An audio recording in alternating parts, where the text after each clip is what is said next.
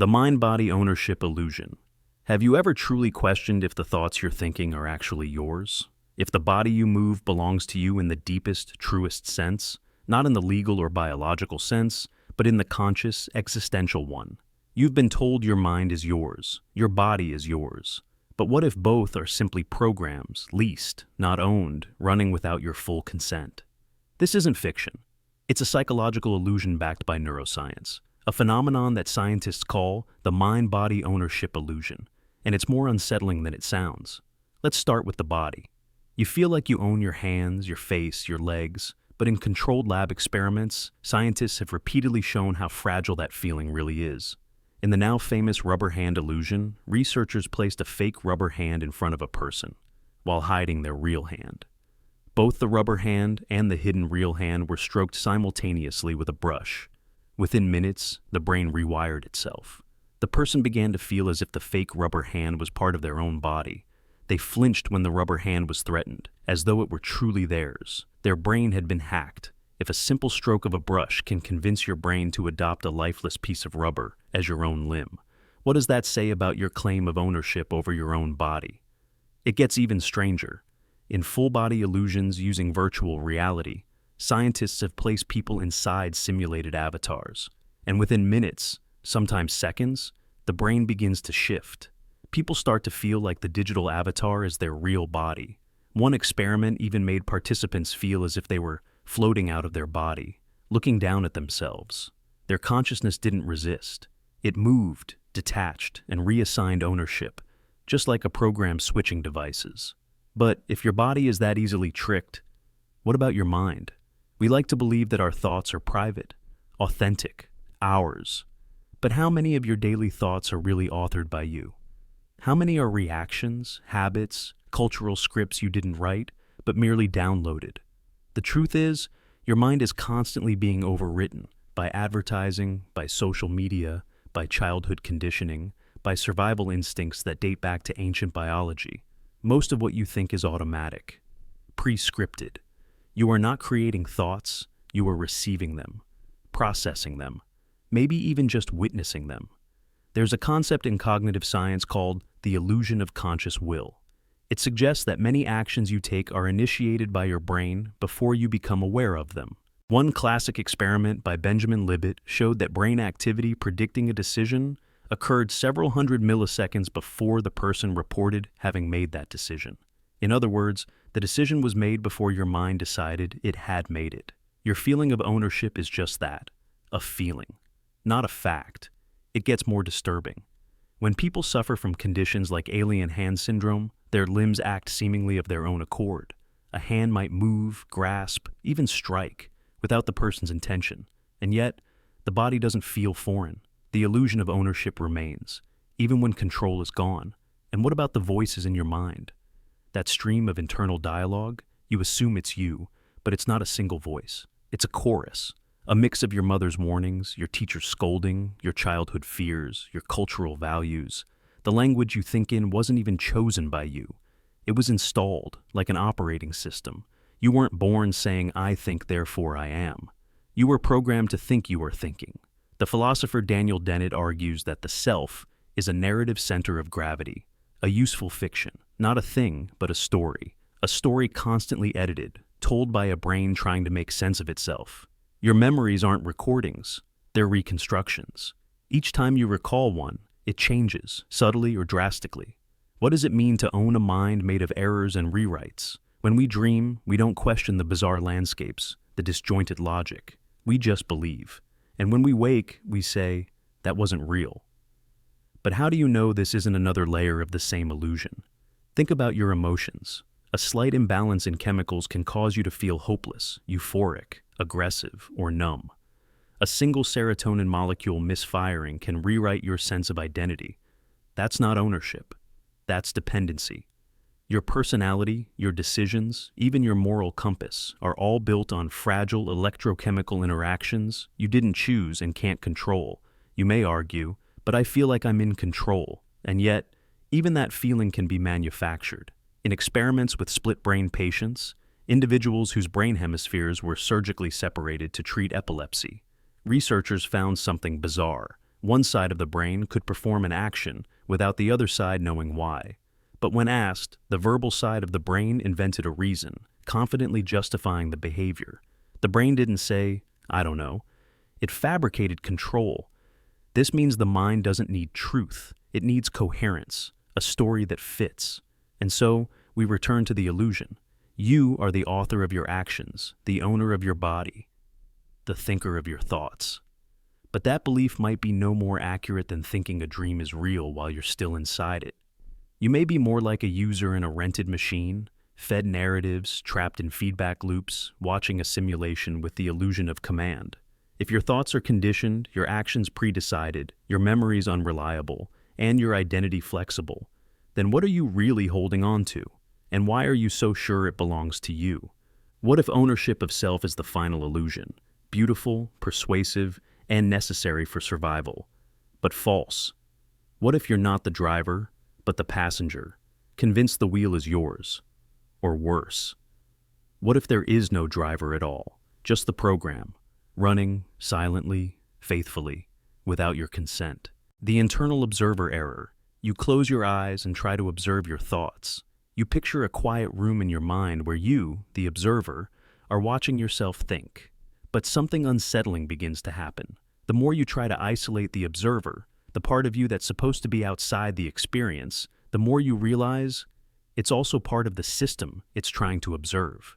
This is the internal observer error. It feels like you have an inner eye, a conscious lens that watches your actions, judges your decisions, and comments on your thoughts. But what if that watcher is not really separate from what it's watching? What if every layer of introspection is just another layer of the same illusion? In psychology, we're often taught to step back and observe ourselves. This concept is useful. It helps with mindfulness, self-regulation, even therapy. But it hides a paradox so deep that it threatens to shatter the entire idea of self-awareness. Because here's the truth. The observer you think is neutral is still you. It's built from the same biases, memories, and limitations as the rest of your mind. It doesn't stand outside the system. It's embedded in it. And when you try to use it to get an objective view of yourself, you're trapped in a loop. You're a system trying to watch itself from inside itself, like a mirror trying to reflect its own reflection, like a thought trying to think the thought that thinks it. This paradox is not just philosophical, it's real. It shows up in neuroscience, where consciousness has no clear origin point. It shows up in artificial intelligence, when machines are asked to audit themselves. And it shows up in you every time you ask, "Why did I do that?" Or, "Who am I really?" Because the I asking the question is already part of the mystery. Take an example. Imagine a flashlight trying to shine light on itself. It can illuminate anything, except the bulb that's doing the illuminating. Or imagine a knife trying to cut itself. Or a camera that turns inward to photograph the lens it uses to see. That's what self-awareness is. We think it's clarity, but it's often just recursion, disguised as insight. You sit down to meditate, you feel anxious, so you observe the anxiety. But now, a new layer of commentary appears, a voice noticing the observer noticing the anxiety. And if you push deeper, another voice emerges, aware that you are aware of being aware, and it never ends. Every time you peel back the curtain, there's another one behind it. But none of them are outside the system. They're all still you. So, who exactly is watching? Here's where it gets eerie. In Eastern philosophies like Advaita Vedanta and certain forms of Buddhism, the idea of the internal observer is deeply questioned. They say the watcher is not a thing. It's not a person inside your head. It's just a function, a process. Awareness without a watcher. Consciousness without an I. You are not observing your thoughts. You are the thoughts observing themselves. In modern science, the problem shows up as the homunculus fallacy. The idea that there's a little person in your head watching everything, like a mini-you behind the eyes, is a trap. Because who's watching that little person? Another one? And another one after that?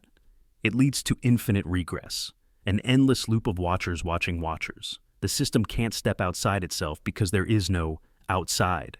That's the internal observer error. We crave a stable center, a fixed point of self. But the more we look, the more it dissolves. Even advanced AI systems encounter this. If you program an artificial intelligence to analyze its own decision-making, and then analyze that analysis, and so on, It eventually spirals into recursive self-reference. It gets caught in a feedback loop. That's not a glitch. That's the same flaw built into consciousness itself. Now, think of your inner critic, that voice inside your mind that says, "You're not good enough," or "Why did you say that?" You think that voice is somehow above you, more rational, more truthful. But it's not. It's just another part of your psychology, pretending to be the judge. It's not a divine narrator, it's a construct. It's you.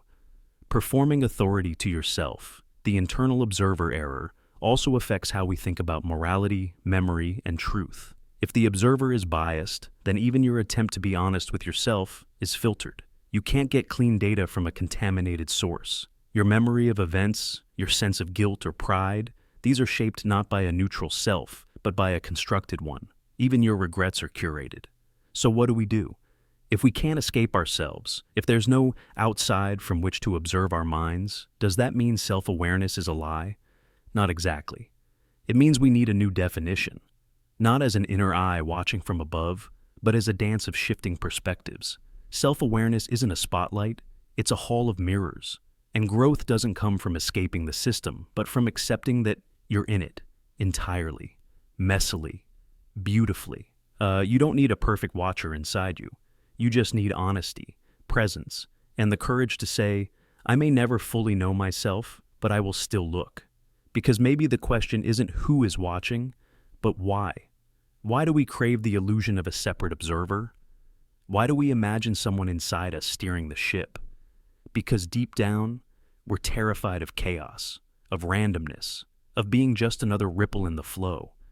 The idea of a stable observer gives us comfort. It tells us we have control, but true awareness isn't control, it's surrender. It's letting go of the watcher and becoming the watched. And in that moment, brief, blurry, but real, you glimpse something deeper than identity. Not an observer, but observation itself. The internal observer error isn't a failure. It's a sign that consciousness is too wild, too recursive, too mysterious to fit in a box. Even a box built by the mind itself. And that is exactly what makes it so human. The thought before language. There's a thought in you that existed before you ever spoke a word, before you had language, before you could name the color red, or say the word mother, or describe what fear feels like. That thought is still there, pulsing underneath everything you say, do, and believe.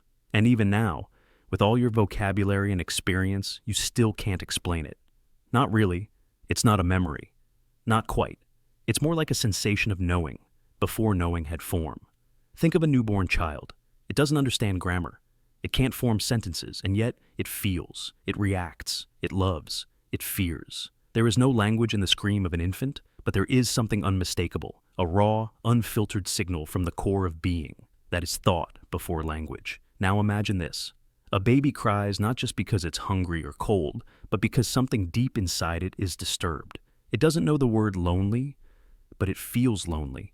It doesn't know comfort, but it longs for it. This is the mind working before words ever arrive.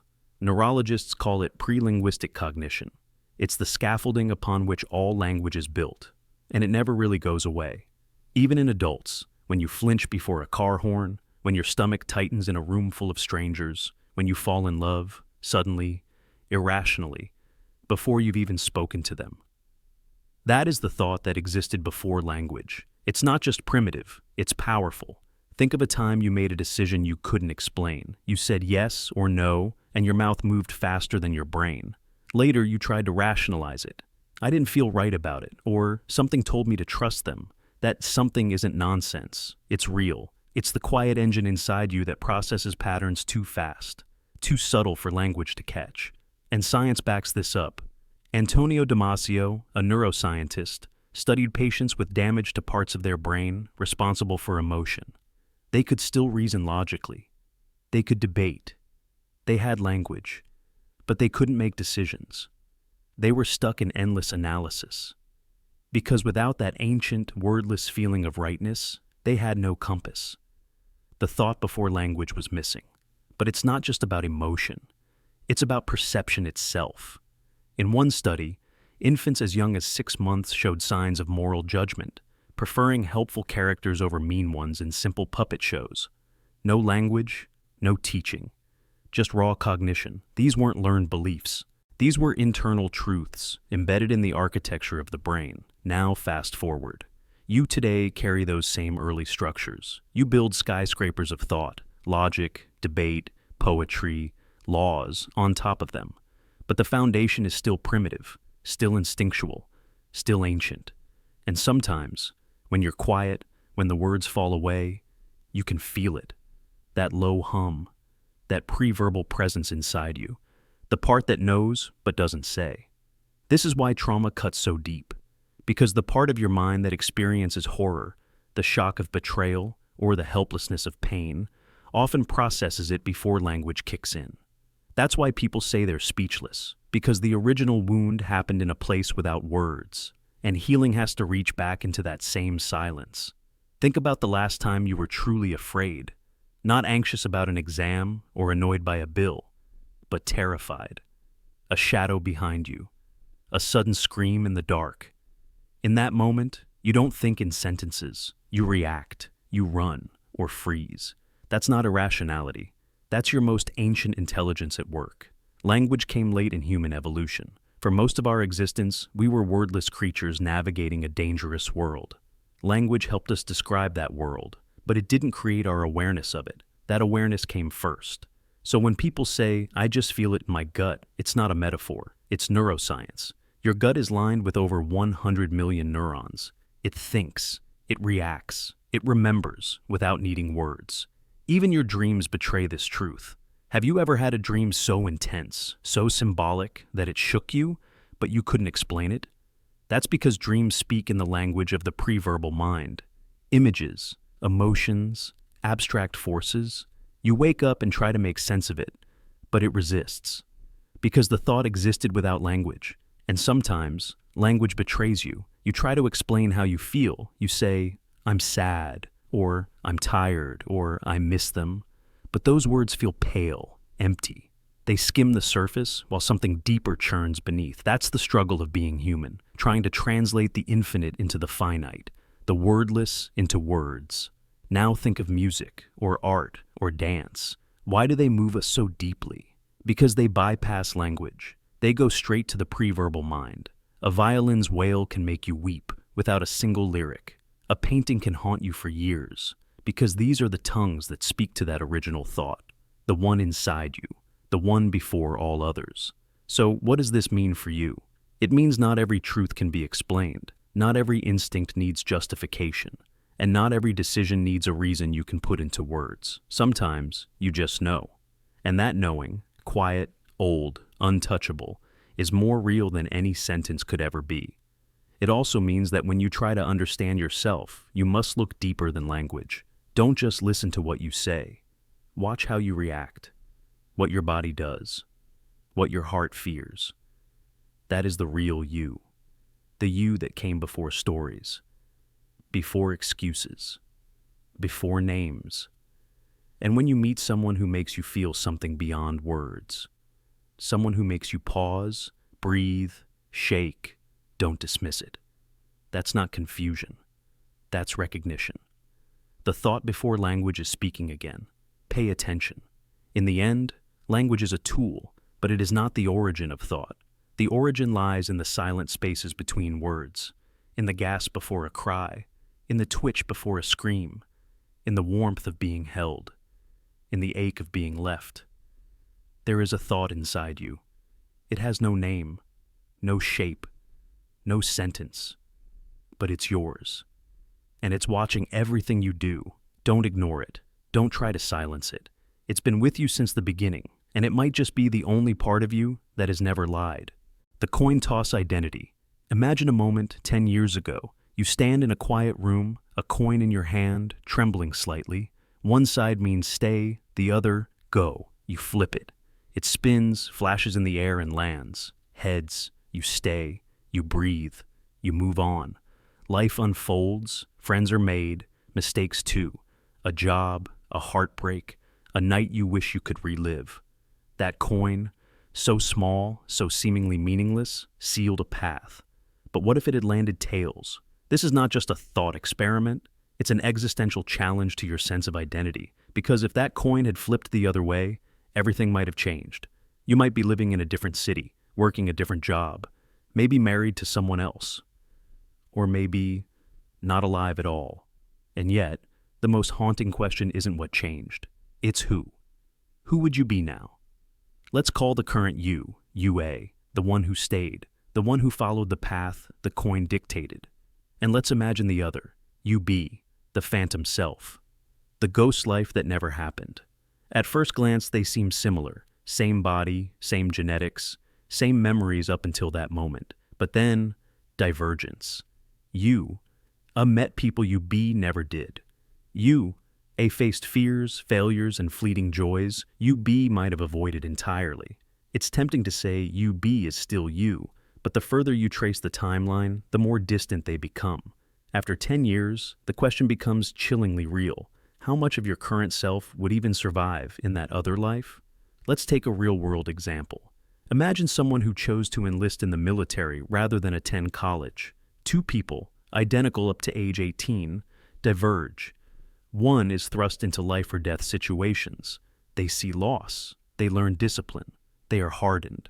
The other immerses in theory, parties, maybe isolation. A completely different spectrum of friendships, neuroses, and values form.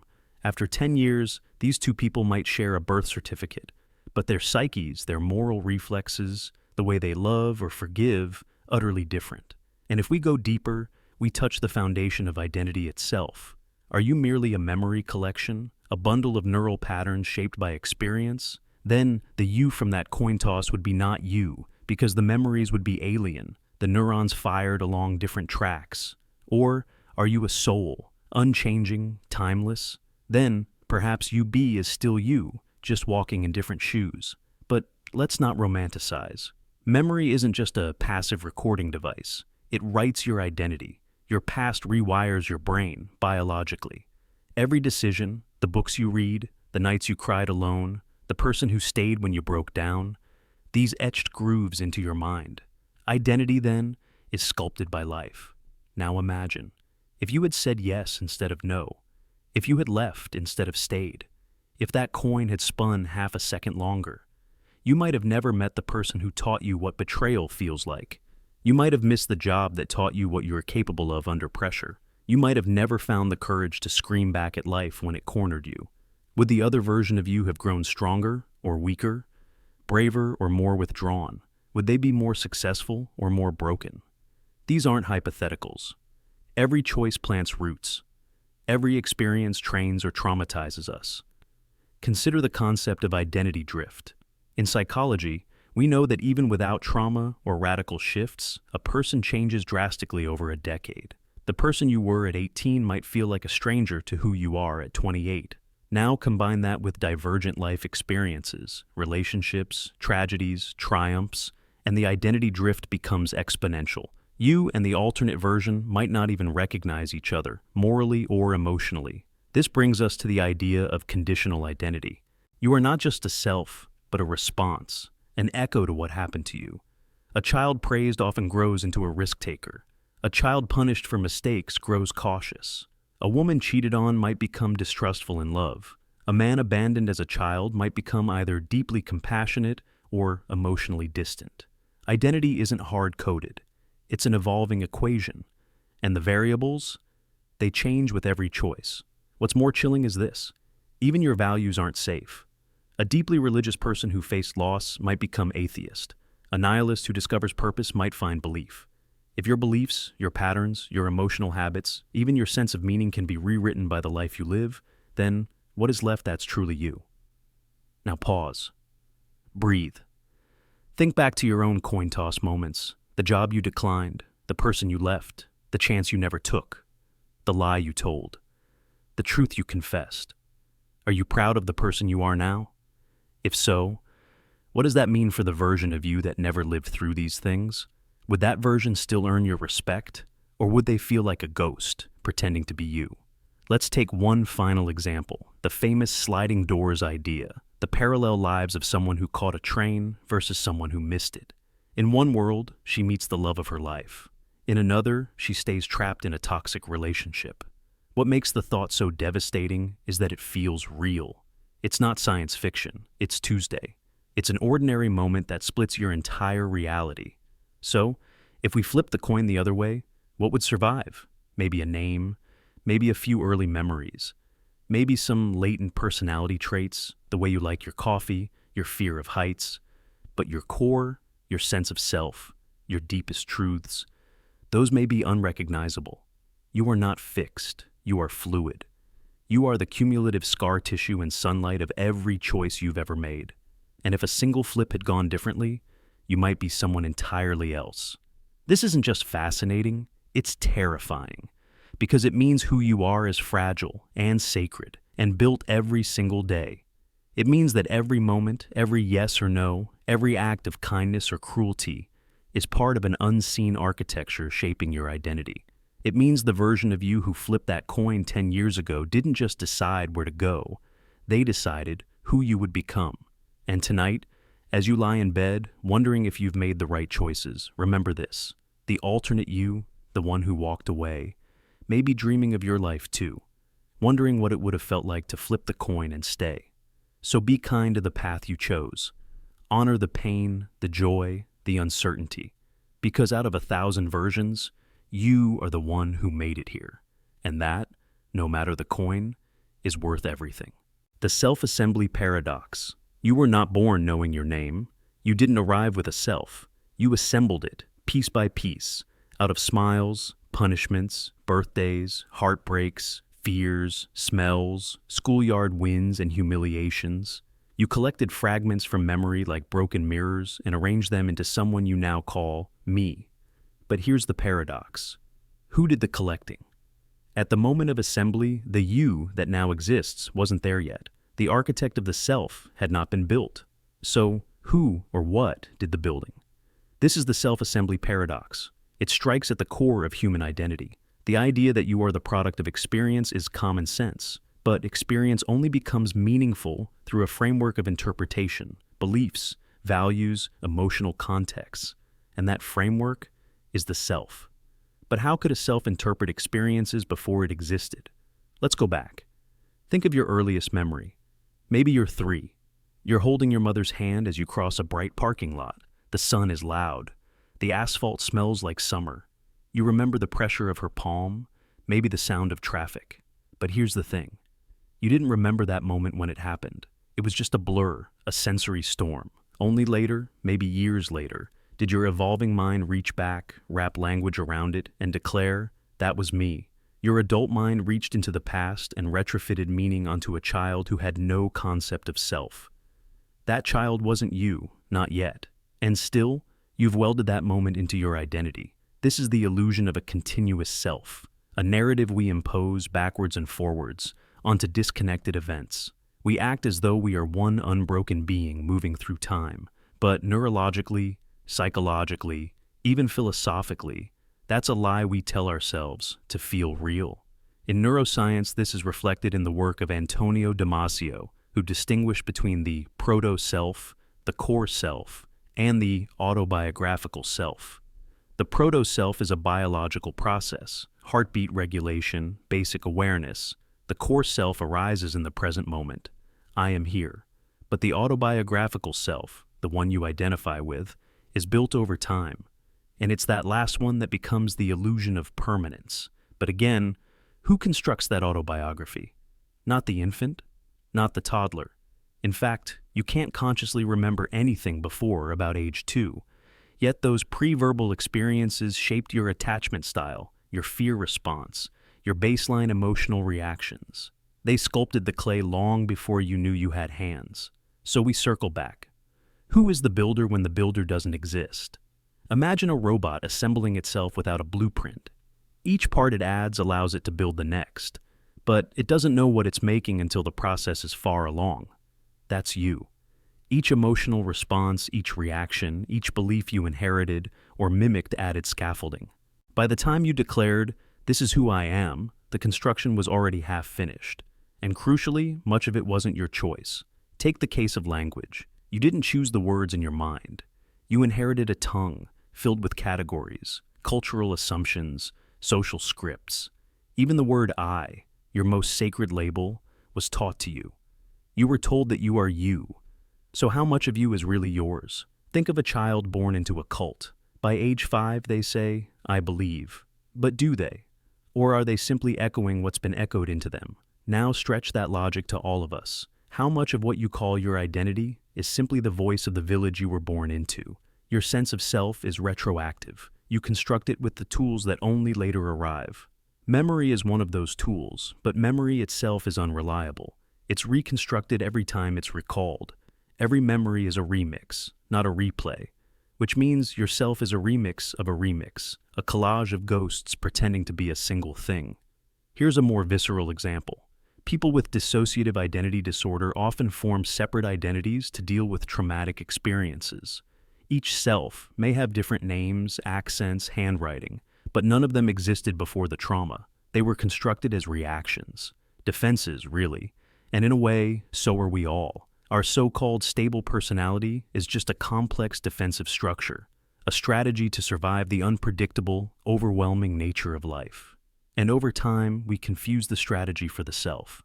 We say, I am like this. But maybe what we mean is, this is what helped me survive. You say you're shy, but maybe you were punished for being loud. You say you're independent, but maybe no one showed up when you cried. What you call your nature might be your wound, and your self is the scar tissue. Even the experience of time, which underpins identity, is subjective. Some days pass in a blur, others stretch endlessly. Trauma can collapse time, grief can slow it, ecstasy can destroy it. And in all these cases, your sense of who you are shifts with time's rhythm. So, if the builder didn't exist at the start and the building changes shape over time, what does that say about the self? Maybe there's no builder. Maybe there's only building. Maybe you are not a thing, but a process. Not a noun, but a verb. You are not a person. You are a becoming. A river that remembers being a lake, a song still writing its own chorus. So, what happens if we accept this? What happens if we let go of the idea that there's a core me somewhere deep inside, unchanging, essential? It's terrifying, but it's also freeing. Because if the self is a construction, then it can be rebuilt. If identity is a habit, it can be unlearned. You're not bound by the mistakes of your past, because the version of you that made them is gone. You're not imprisoned by old stories, because you are the narrator now. This paradox doesn't trap you, it opens the door. You assembled yourself out of scattered moments, not knowing what you were building. But now you do. Now you can shape the next version. Now you can choose. Because in the absence of a fixed self, you are free to become anything. And that might be the most powerful identity of all. The alien inside you. You speak with a human mouth. You feel with a human heart. But every so often, a thought stirs in your mind. So primal, so alien, so disconnected from everything you were ever taught, that it doesn't feel like it belongs to you. What if that's because it doesn't? What if part of your mind, your instincts, your urges, your deepest fears and reactions aren't entirely your own, or even from Earth? It sounds like science fiction. But the more we understand the human brain, the more we realize that not everything inside it evolved neatly on this planet. You see, the human mind isn't a clean modern machine, it's a layered relic, a museum of instincts, some ancient, some incomprehensible, some other. Beneath your conscious thought is a dark architecture, the limbic system, the brainstem, the amygdala. These are not you, not in the way you imagine yourself. They don't care about your hopes, your values, your sense of morality. They care about survival, hunger, dominance, sex, rage, terror, obedience. These parts don't reason. They react.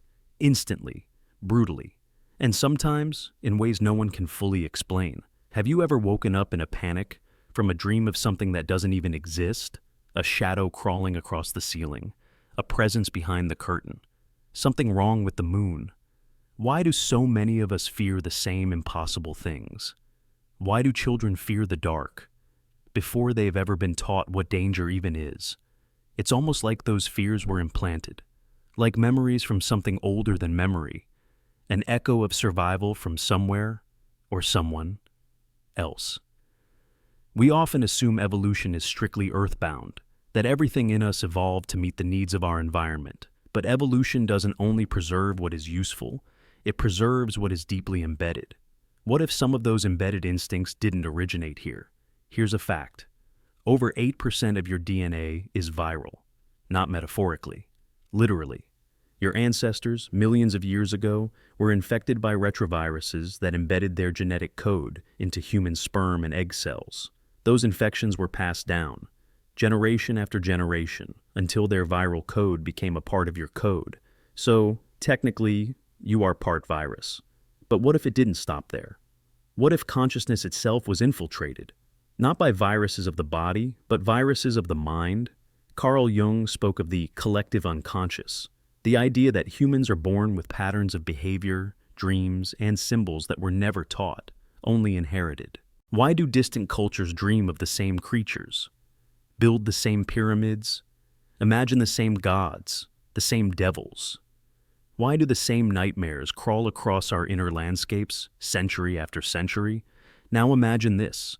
What if the collective unconscious isn't just human? What if it's a kind of psychic fossil layer, formed not only from earthbound evolution, but from contact, mutation, infection, or something older than humanity? There are ancient myths of sky gods who came down and altered mankind. Myths of people waking up with foreign thoughts, foreign knowledge, foreign dreams. Myths dismissed as stories, until we discovered those 8% viral codes in our DNA. Until we found the bacterial colonies in our gut influence our emotions, our decisions, even our personality. You are not a single being, you are a colony, a host. Your thoughts, your cravings, your moods are shaped by the billions of microorganisms that live inside you. Some scientists now believe the bacteria in your gut can influence who you fall in love with, or whether you trust someone. You don't choose your thoughts, you receive them. But from where? In 2018, researchers found that certain human neurons react strongly to geometric patterns that don't naturally occur on Earth. Complex spirals, hypercubes, rotating symmetry fields. Why would our brains respond to things we've never seen and can't even fully imagine, unless some part of us remembers them? Sometimes you feel an urge, a hunger, a violent flash of protectiveness, or the need to destroy something that hurt you, and you don't recognize yourself. You wonder, why did I feel that? Maybe that wasn't you at all. Maybe it was something older, deeper, buried in the layers of your brain, an ancient pilot, or a passenger. Have you ever looked at the stars and felt homesick? That hollow ache, the strange nostalgia for somewhere you've never been? It doesn't make sense, but it happens. Across all cultures, all ages, all time. Some call it the call of the void. Others call it the cosmic pull. Scientists might call it pareidolia, a projection of patterns onto random stimuli. But what if it's a signal? Not a fantasy, but a reminder? Imagine that long before you were born, your species, or part of it, was touched by something else. Something not of this world. Not in a spaceship, not in a lab, but in a dream, in a fear, in a whisper. Something that seeded itself into the mind, and now it waits, hidden in our instincts, shaping us in ways we don't understand.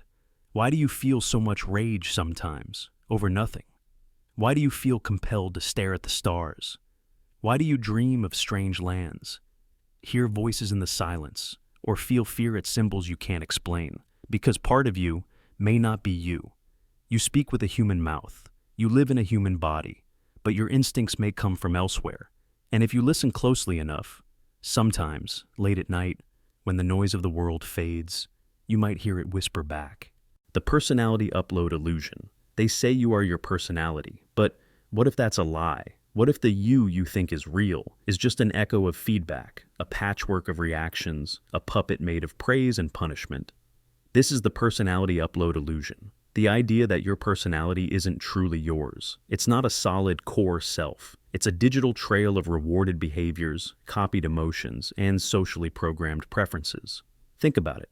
How much of who you are is shaped by what people clapped for, what your parents smiled at, what your teachers praised, what your friends liked, what got you followers? Now pause. When you were young, you laughed a certain way. Someone said it was cute, so you laughed like that more. Maybe you were sarcastic once, and people laughed, so you became the funny one. Or maybe you were quiet, and nobody bothered you, so you stayed that way, thinking that was your nature. But was it? Or was it just what worked? This illusion goes even deeper in the age of the internet. Algorithms track you. They feed you content that reflects back what you already believe. You start to sound like your favorite influencer. You use words you heard on a podcast. You wear trends you saw go viral. You upload your personality every day, piece by piece, to platforms designed to reward mimicry.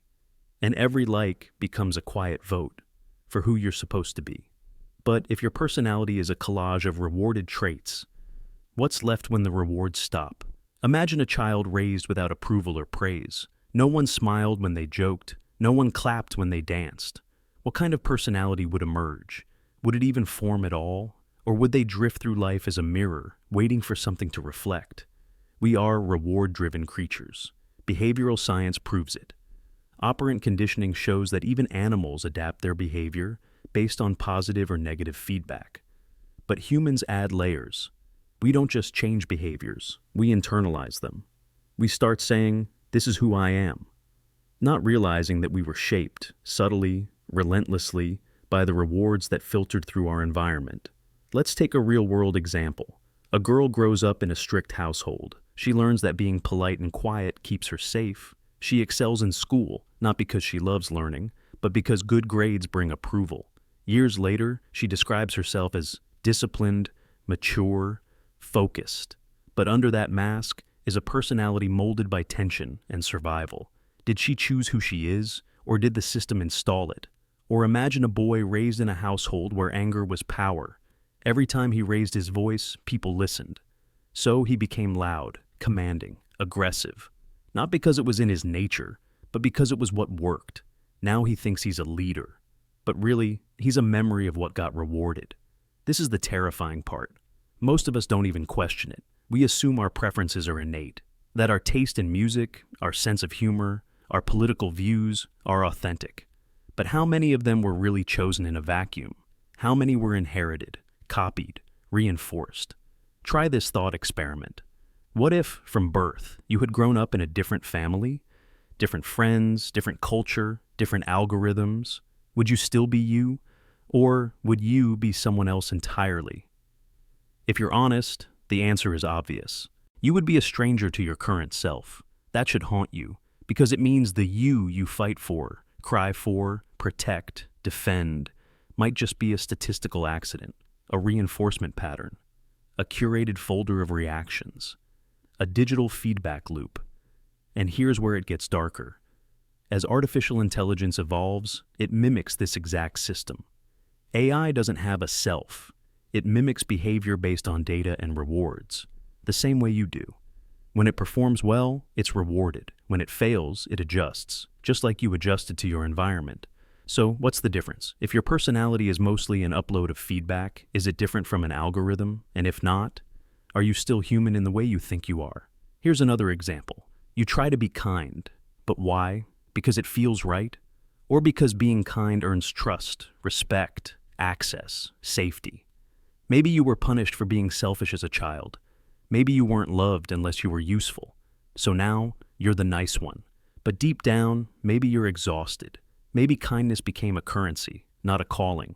And this leads us to identity fatigue, the silent burnout from being someone you didn't consciously choose.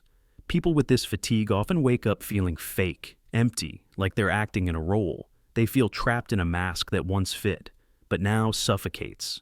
They don't know who they are without the praise, without the applause, without the mirror. This is why so many people fall apart when the world stops rewarding them, when the relationship ends, when the job disappears, when the audience vanishes. The personality collapses, and the person is left staring at a blank screen. No likes, no claps, no mirrors, just silence. And in that silence, a question echoes. Who am I without the uploads? And here's the harsh truth. Maybe your real self isn't what got rewarded. Maybe your authentic self was ignored, criticized, or punished until it went underground. Hidden, replaced, forgotten. Because survival meant adapting, and personality became armor. So what do? First, acknowledge the illusion. Realize that much of what you call you is borrowed, inherited, uploaded. That doesn't mean you're fake. It means you're programmable. And that means you can begin again. With awareness, start asking, what do I like when no one's watching? What do I do when there's no reward? Which parts of me feel like performance, and which parts feel like peace? You can't erase the past, but you can become conscious of it. And in that consciousness lies your first real act of freedom. Not one uploaded, not one rewarded, one chosen. Because the real rebellion isn't deleting your personality. It's rewriting it. Not to please the crowd, but to finally meet the person who's been hiding beneath the uploads. The loop that feels linear. You wake up, you brush your teeth, you drink the same coffee, you drive the same road. Every day feels like a line, a straight shot from morning to night, from childhood to old age. But what if it isn't? What if that feeling of moving forward is just an illusion? What if time is not a line, but a loop? A perfect repeating cycle, disguised as progress. You feel like you're changing, aging, learning, evolving. But what if you're not? What if you've already done all of this? What if the decisions you think you're making now are echoes? Fragments of choices made 1,000 times before, wearing the mask of newness you wouldn't know, because you can't see the loop from inside it. We are like characters in a storybook, believing the page we're on is all there is, unaware that someone has closed the book, opened it again, and is rereading our favorite chapter, again and again. The philosopher Nietzsche called this eternal recurrence, the idea that every moment, every heartbeat, every pain and joy will happen not just once, but forever, over and over, in the exact same way. And science? It doesn't dismiss it. Quantum mechanics doesn't even define time as something that flows. In fact, many physicists argue time doesn't flow at all. It's just a series of states, like frames in a film. One doesn't lead to the next. They all just are. You experience them in sequence because that's how your mind stitches reality together. But the real is already complete. That's why déjà vu feels so eerie. That creeping sense that you've been here before, because maybe you have. Maybe this is not the first time you've watched this scene unfold. Maybe it's not even the 100th. But here's the terrifying part. You can't remember the loop because your brain is part of the loop. Your memory resets, your logic resets, your regret, your guilt, your hope. They all feel fresh, but they're pre-programmed to feel that way. So you stay on the track, you stay in character. You feel like you're moving forward, but it's a treadmill. A perfect simulation of motion inside a sealed, invisible circle. And if you were looping forever, what would you even do about it? What if your worst mistake is destined to play again? What if the person you lost is lost every time? What if you hurt someone, and no matter how deeply you regret it, you'll do it again? Because the loop demands it. Because that's your script. But then, what if you don't have to follow the script? What if you can feel the edges of the loop, not see them, not measure them, but feel them? The hesitation before you speak. The sense that you shouldn't trust that one person. The gut twist before you say yes. What if those feelings are echoes, glitches in the loop, reminders that you've lived this before and your soul is tired of repeating it? What if the moment you break the loop isn't dramatic? It's not a flash of light or a portal in the sky. It's something small. Choosing differently. Saying no where you always said yes. Going left instead of right. Maybe the loop doesn't end. But maybe, just maybe, you can change within it. And maybe that changes everything. Imagine this. You walk the same road every day. One day you stop walking. You sit. You listen. You notice the sound of the wind. The crack in the sidewalk. The way the sun hits a single leaf. And suddenly, the road isn't the same. Because you are not the same. That's the secret. The loop might be eternal, but awareness isn't. Awareness is a spark, a rupture, a chance. And once you know you're in the loop, the line starts to tremble. You see it in your dreams, that recurring face, that unresolved conversation, that place you've never been but know in your bones. These are not random. They are residues. loop memory bleeding through. Why do children sometimes say things they couldn't possibly know? Why do you sometimes fear something that's never happened to you? Why do you feel drawn to people you've only just met? Maybe your soul remembers what your mind cannot. Maybe you're living echoes. And maybe time feels linear because that's the only shape you can handle without breaking. Because if you saw the loop all at once, you might go mad. So you're drip-fed it, like a whisper through fog. Enough to make you curious, not enough to shatter you. Until you're ready. Until you ask, what if I've already done all this? And then, the loop shivers. Because something in it has noticed itself. And now, so have you. The belief vacuum collapse. You don't lose yourself when you lose a belief. You lose yourself when that belief was holding the entire structure of your meaning together. And now, it's gone. The collapse doesn't start with facts. It starts with silence. A hollow stillness where something used to be. Something invisible but foundational. And when it goes, the rest of you doesn't break. It sinks. That's the belief vacuum collapse. It happens not when something is proven false, but when something you needed to be true no longer is. You think you're rational, that beliefs come and go based on evidence. But that's not how it works. Not deep down. You don't hold beliefs. They hold you. A belief isn't just an idea. It's the scaffolding your identity grows around. Pull it out. And it's not just an opinion that vanishes. It's the entire architecture of your inner world. It starts small. A flicker of doubt, a crack in the glass. You try to ignore it, patch it, explain it away.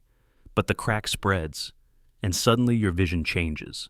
You don't know what's real anymore, not because the truth is too shocking, but because the old frame for interpreting the world has disintegrated. And now, nothing fits. That's what people don't understand about belief collapse. It doesn't feel like enlightenment. It feels like death. Imagine growing up believing the universe is just that things happen for a reason. Then something devastating happens to you, or someone you love. And suddenly that belief, that quiet assumption that kept you upright, evaporates. What are you left with? Not clarity, not peace, just gravity. Heavier than before. Crushing. As if meaning was air, and now there's none. You don't just lose belief, you lose context. A parent dies. A mentor betrays you. The religion you built your childhood around no longer makes sense. The relationship you trusted, gone in a single lie. You don't just feel hurt, you feel unanchored. Not, what do I believe now? But, what is anything? And in that void, nothing grows at first. No new belief rushes in to fill the space. Just a brutal silence, a blankness. Like trying to breathe in a room where the oxygen has been replaced by absence. This is why people cling to false beliefs, not because they're stupid, but because the truth alone doesn't sustain you. Structure does. Pattern, framework, meaning. It's the same reason people stay in toxic relationships, or defend systems that harm them, or follow leaders who've already lied, because those things give them orientation. They tell them which way is up, what matters, who they are. Without that, you fall. The collapse is quiet. It doesn't always look dramatic. Sometimes you just stop laughing like you used to. You stare at walls longer. You don't recognize yourself in the mirror. You say you're tired, but sleep doesn't help. Because the fatigue isn't physical, it's existential. Your brain is trying to remap a universe that no longer follows the old rules. And here's the cruel irony. People around you may celebrate your awakening. They'll say, "Good, now you see the truth." But they don't see your internal landslide. They don't hear the creaking pillars that used to hold your sense of purpose. You've been unmade, not by a weapon, but by an absence. And that's what makes the belief vacuum collapse so dangerous. It's invisible, quiet, personal. You don't bleed from it, but it reshapes everything you are. There is no guidebook for what to do next. No guaranteed rebuild. Some never do. They drift, fragmented, wearing masks that resemble their old selves, functioning but hollow, talking but not connected. The old map is gone, and they can't draw a new one.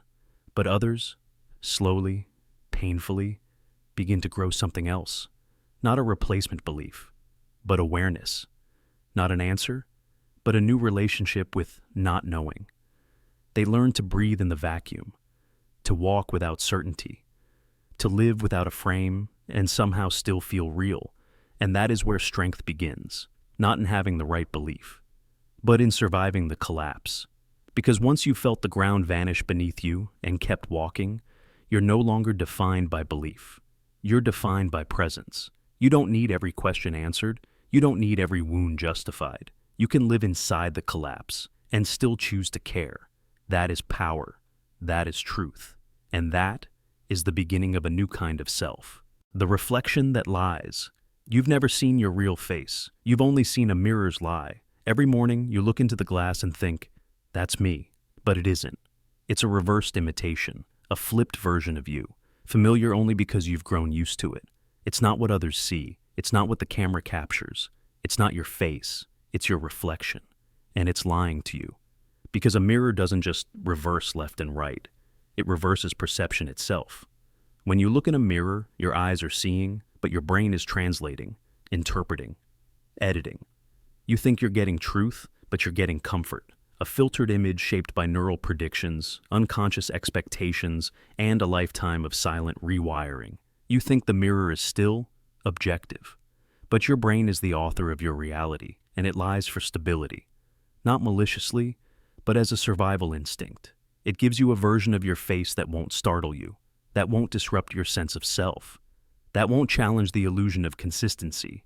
Now, here's the disturbing part. You trust your reflection more than you trust reality.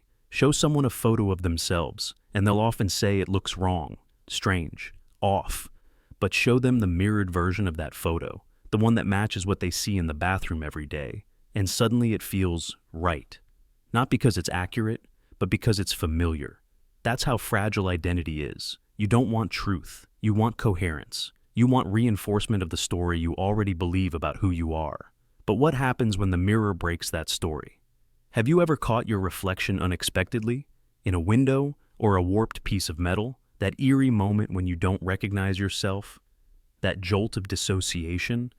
It's not just surprise. It's your mind confronting a version of you it can't edit in time. The raw, uncensored face. And for a split second, you become a stranger to yourself. You see, identity isn't built on truth. It's built on feedback loops. People reflect you back to yourself, and you mirror them too. Mannerisms, smiles, tones of voice, you're a living reflection of everything you've absorbed. And yet, deep down, there's a part of you that still asks, what do I actually look like? Not just the angles, but the being behind the eyes. And here's the disturbing answer. You may never know. Because consciousness doesn't come with a camera. Your mind is trapped behind your face, peering out through biological windows. You can't see your own gaze from the outside. You can't catch the full shape of your expression. You live behind the glass, but never in front of it. Even worse, the mirror trains you to perform. You pose, you correct, you smile on command, and slowly you don't just shape your face to fit the world. You shape yourself. You become the version of you that looks best in reverse, and you forget what it felt like to just exist without watching. This is what social media does at scale. We become trapped in curated reflections, polished avatars, filtered faces. But even without the technology, the trap was already there. The mirror laid the foundation. The screen just magnified it. And there's something else, something deeper. Mirrors are boundaries. They create the illusion of separateness, that you are here and the world is over there, that there is a surface between you and everything else. But what if that boundary is also a lie? What if your brain doesn't fully know where you end? You can prove this with a simple experiment. Close your eyes, point to your cheekbone. Now point to your soul. Where did your finger go? You don't really know where you are. You exist in space, but also in thought, in language, in memory. You think you're located behind your face, but that's just where your senses converge. That's not yourself.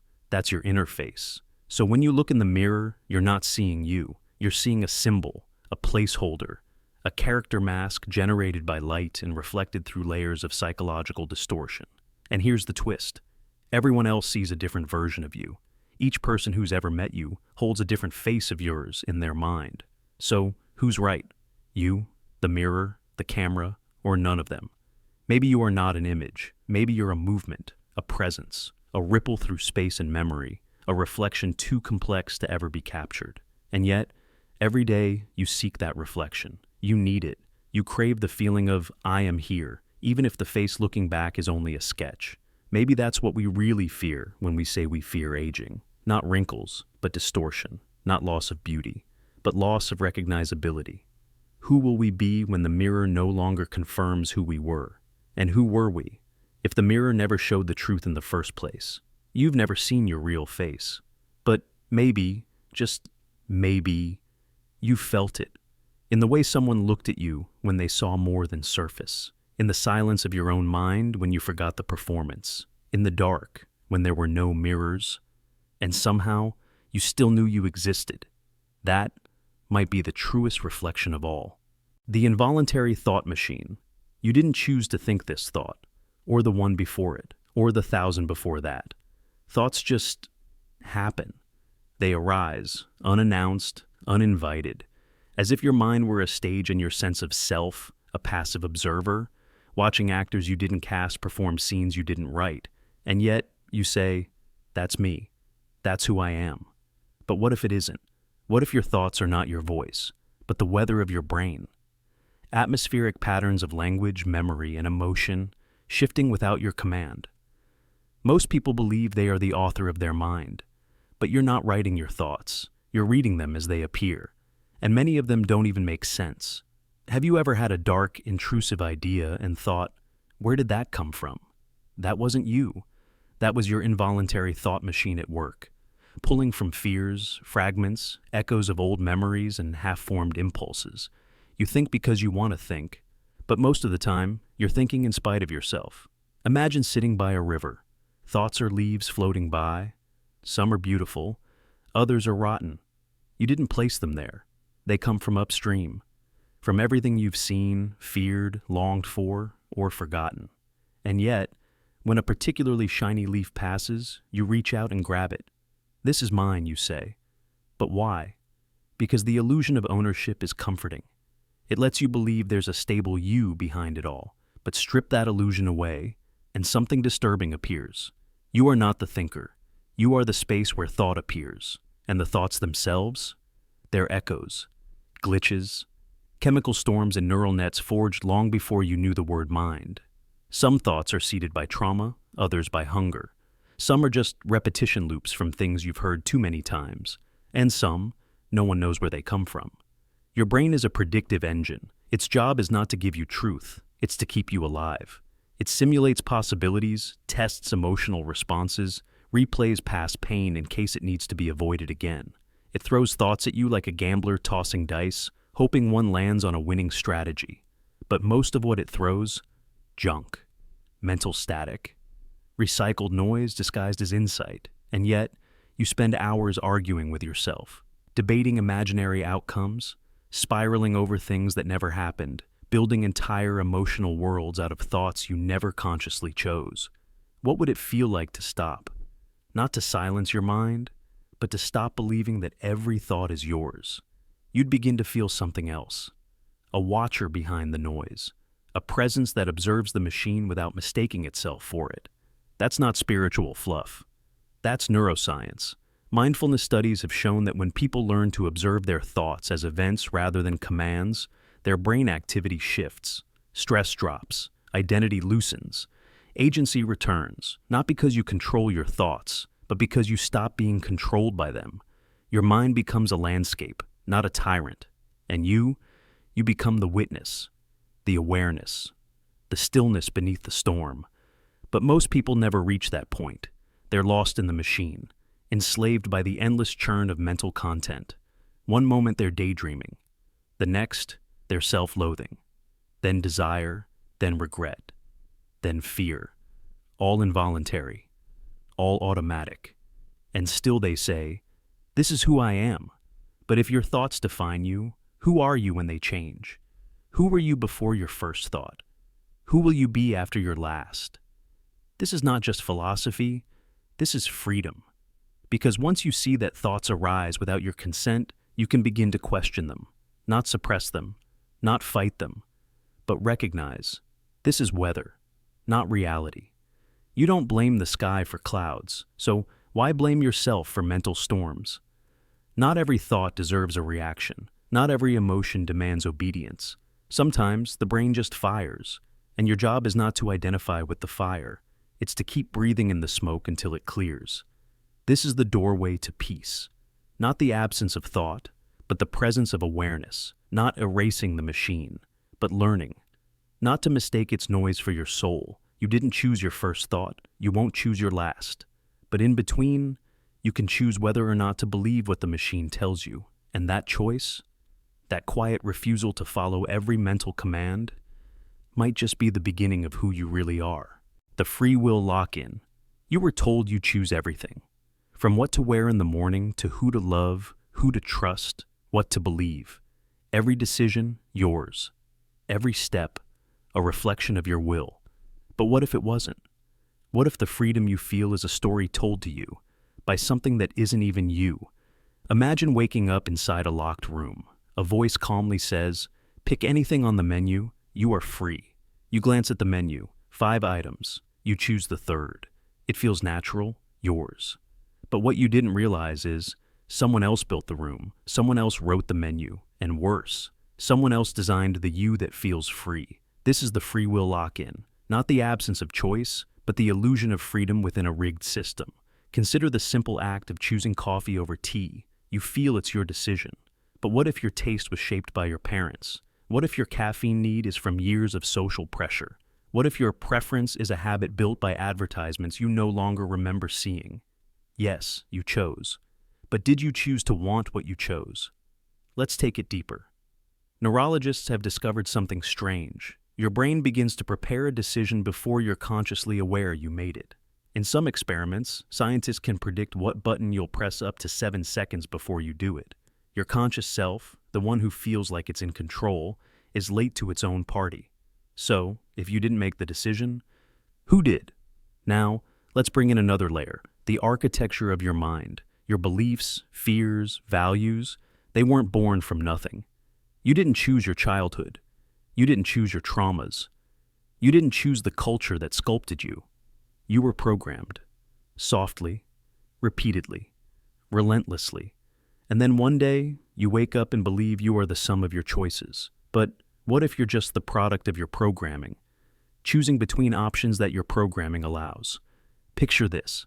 A man grows up in a town where everyone worships silence. Speaking too much is shameful. He learns restraint, values it. Later in life, when given a choice to speak out or stay silent, he chooses silence. It feels noble. But did he really choose it?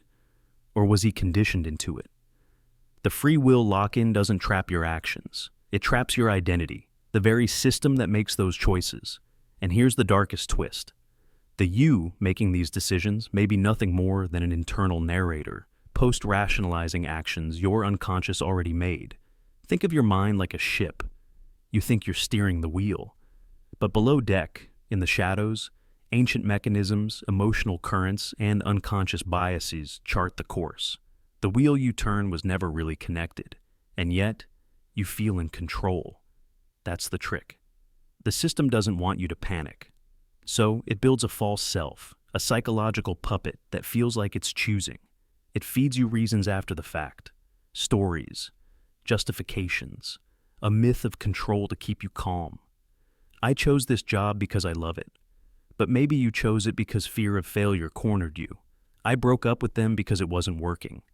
But maybe your attachment issues pushed you away the moment it got real. I believe in this because it's right. Or maybe it's because your social circle rewards agreement and punishes dissent. This isn't conspiracy. This is how the human mind actually works, and it raises a terrifying question. If the chooser is rigged and the choices are rigged, then what is freedom? Some say freedom is the ability to reflect, to pause, to say, wait, why do I want this? But even that voice, the one that pauses, is built on wiring you didn't create. So we spiral inward. Each layer of control, each thought of independence, begins to dissolve, and we realize we're not trapped in a prison. We are the prison. Your mind is the menu. Your self is the server. Your preferences are the trap disguised as liberty. And yet, there's something beautiful about this too, because once you see the lock, you begin to wiggle it. Maybe you can't break it, but you can understand it. And with understanding comes a sliver of something different. Not full control, but awareness. And awareness is a crack in the wall. What if real freedom isn't about choosing differently, but seeing the forces that shaped your choice? What if true power is not in controlling the machine, but in realizing you are the machine? So, next time you choose something, pause. Don't ask just, what do I want? Ask, why do I want this? Who taught me to want this? What would I choose if I were truly free? And when the voice inside says, I am choosing, ask one final question. Who is speaking? Because in that silence, you might just hear the echoes of the lock. And somewhere in that echo, you might find the key, the frozen version of you. There's a version of you that no longer exists. Not because you changed, but because someone else refused to update their memory. To them, you're frozen, trapped in a specific moment, like a photograph in amber. You may have grown, you may have healed, you may have burned your past and rebuilt yourself from ashes. But to them, you're still who you were the last time they really saw you. Maybe it was the worst version of you, angry, selfish, lost. Or maybe it was your most naive, your most broken. That's the version they archived, and that's the version they still believe in, no matter how far you've come. You exist as a ghost in someone else's mind, a snapshot taken in low light, a story they finished writing before you were done living it. This is the frozen version of you, and it might outlive you. Think about it. Every person you've ever met carries a version of you inside their mind, a composite built from their experiences with you, their biases, their memories, their wounds. You're the villain in someone's story, the joke, the failure, the disappointment.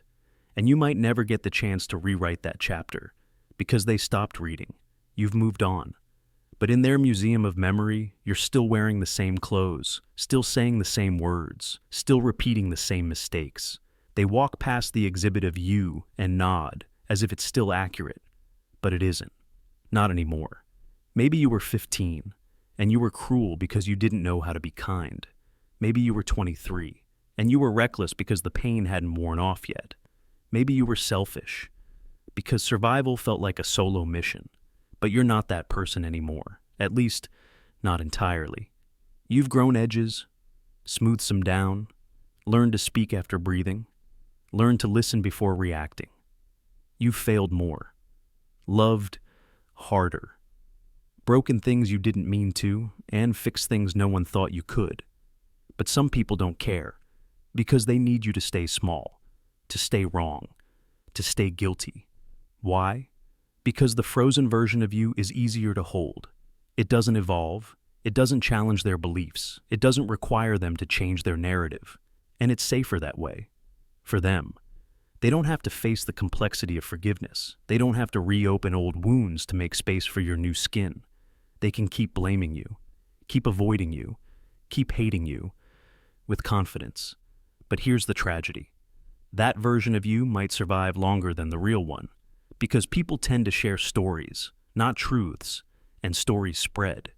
The ex who tells others what you did, but not who you became. The family member who remembers only the chaos you brought, but not the reasons why. The childhood friend who still sees you as the insecure, awkward, wounded thing you used to be. They pass you around like a rumor carved in stone, but you are water now. You've moved, you've flowed, you've become something else. Still, they only recognize the ice, and yet, you do it too. You have frozen versions of others in your mind. You still think of someone as weak when they've become strong. You still believe someone is cruel when they've found gentleness. You still carry old versions of people who have long outgrown those shapes, because that's what we do. The human brain simplifies. It freezes people so it doesn't have to reevaluate them every time. It saves processing power. It protects emotion. But it also kills truth, because no one is static. Not really. So, what do we do with this? First, understand that you will never fully escape the frozen versions of you in other people's minds, and that's not your fault. You cannot control someone else's narrative. You cannot rewrite their memory. But you can release yourself from the need to be understood by everyone. You can live in the present version of yourself without begging others to update their files. You can stop waiting for people to see your growth before you honor it. You don't need their permission to evolve. You don't need their forgiveness to be free. And second, you can stop freezing others. Let them change. Let them surprise you. Let them return to your life without the burden of who they used to be. Because when you allow someone to be new, you grant them a kind of resurrection. You say, I see that you are no longer frozen. I see that you moved. And so I will move with you. You may never thaw the versions of yourself living in other people's heads, but you can make peace with their presence. They are shadows, static copies, old echoes. The real you is here, now, breathing, stumbling, becoming. And that truth, even if no one remembers it but you, is enough. The Memory Fabricator Bug. You think you remember what happened, but memory is a liar, a confident, well-dressed, silver-tongued liar. And worse, it's a buggy one. You don't store memories like files on a computer. You don't play them back like a movie. Instead, your brain rebuilds memories every single time you recall them, like a stage play assembled from scraps. Each time you remember something, you're rewriting it. Sometimes subtly, sometimes completely, but always changing it. And here's the terrifying part. You don't know what's happening. Your memory doesn't whisper, this part is fake. It doesn't blink or glitch or stutter. It shows you a seamless, believable film. But some scenes were never filmed at all. Your brain is a memory fabricator, not because it's broken, but because it evolved that way. Here's why. Human memory isn't designed for accuracy. It's designed for survival. Remembering exactly what happened during an argument 10 years ago won't help you avoid pain. But constructing a story that explains why you were right, that helps you feel safe, powerful, justified, in control. So the brain fills the gaps. A flash of color here, a word that was never said, a look on their face that never existed, a small change in timing, a rearranged order of events, a new villain, a new reason. Little by little, your memories drift. They mutate. You're not recalling the past. You're reconstructing a version of the past every time you remember it, and each time you do, that version becomes a little more real than the one before.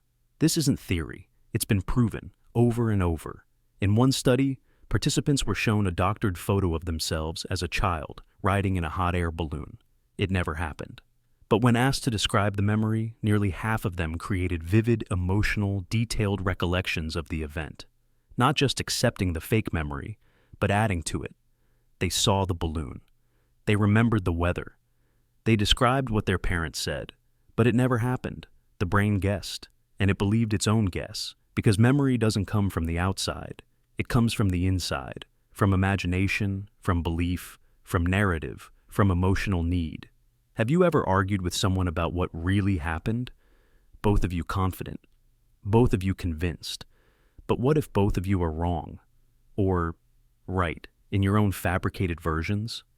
Memory is not a recording.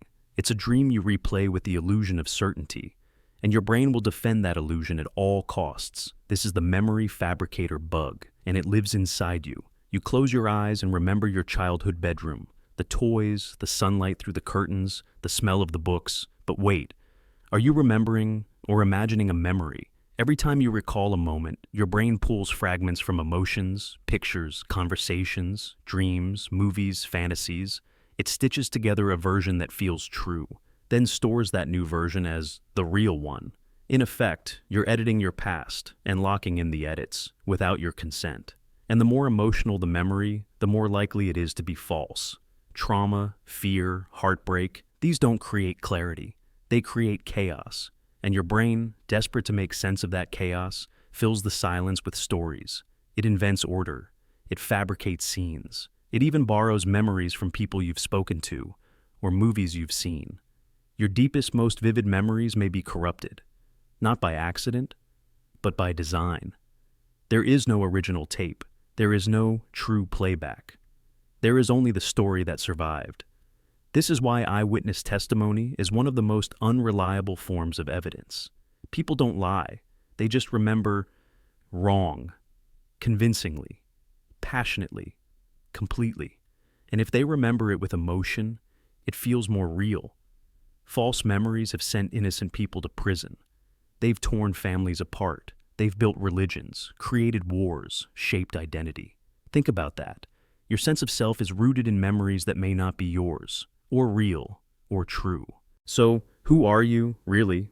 A collection of fictional flashbacks? A storyline written by an unreliable narrator?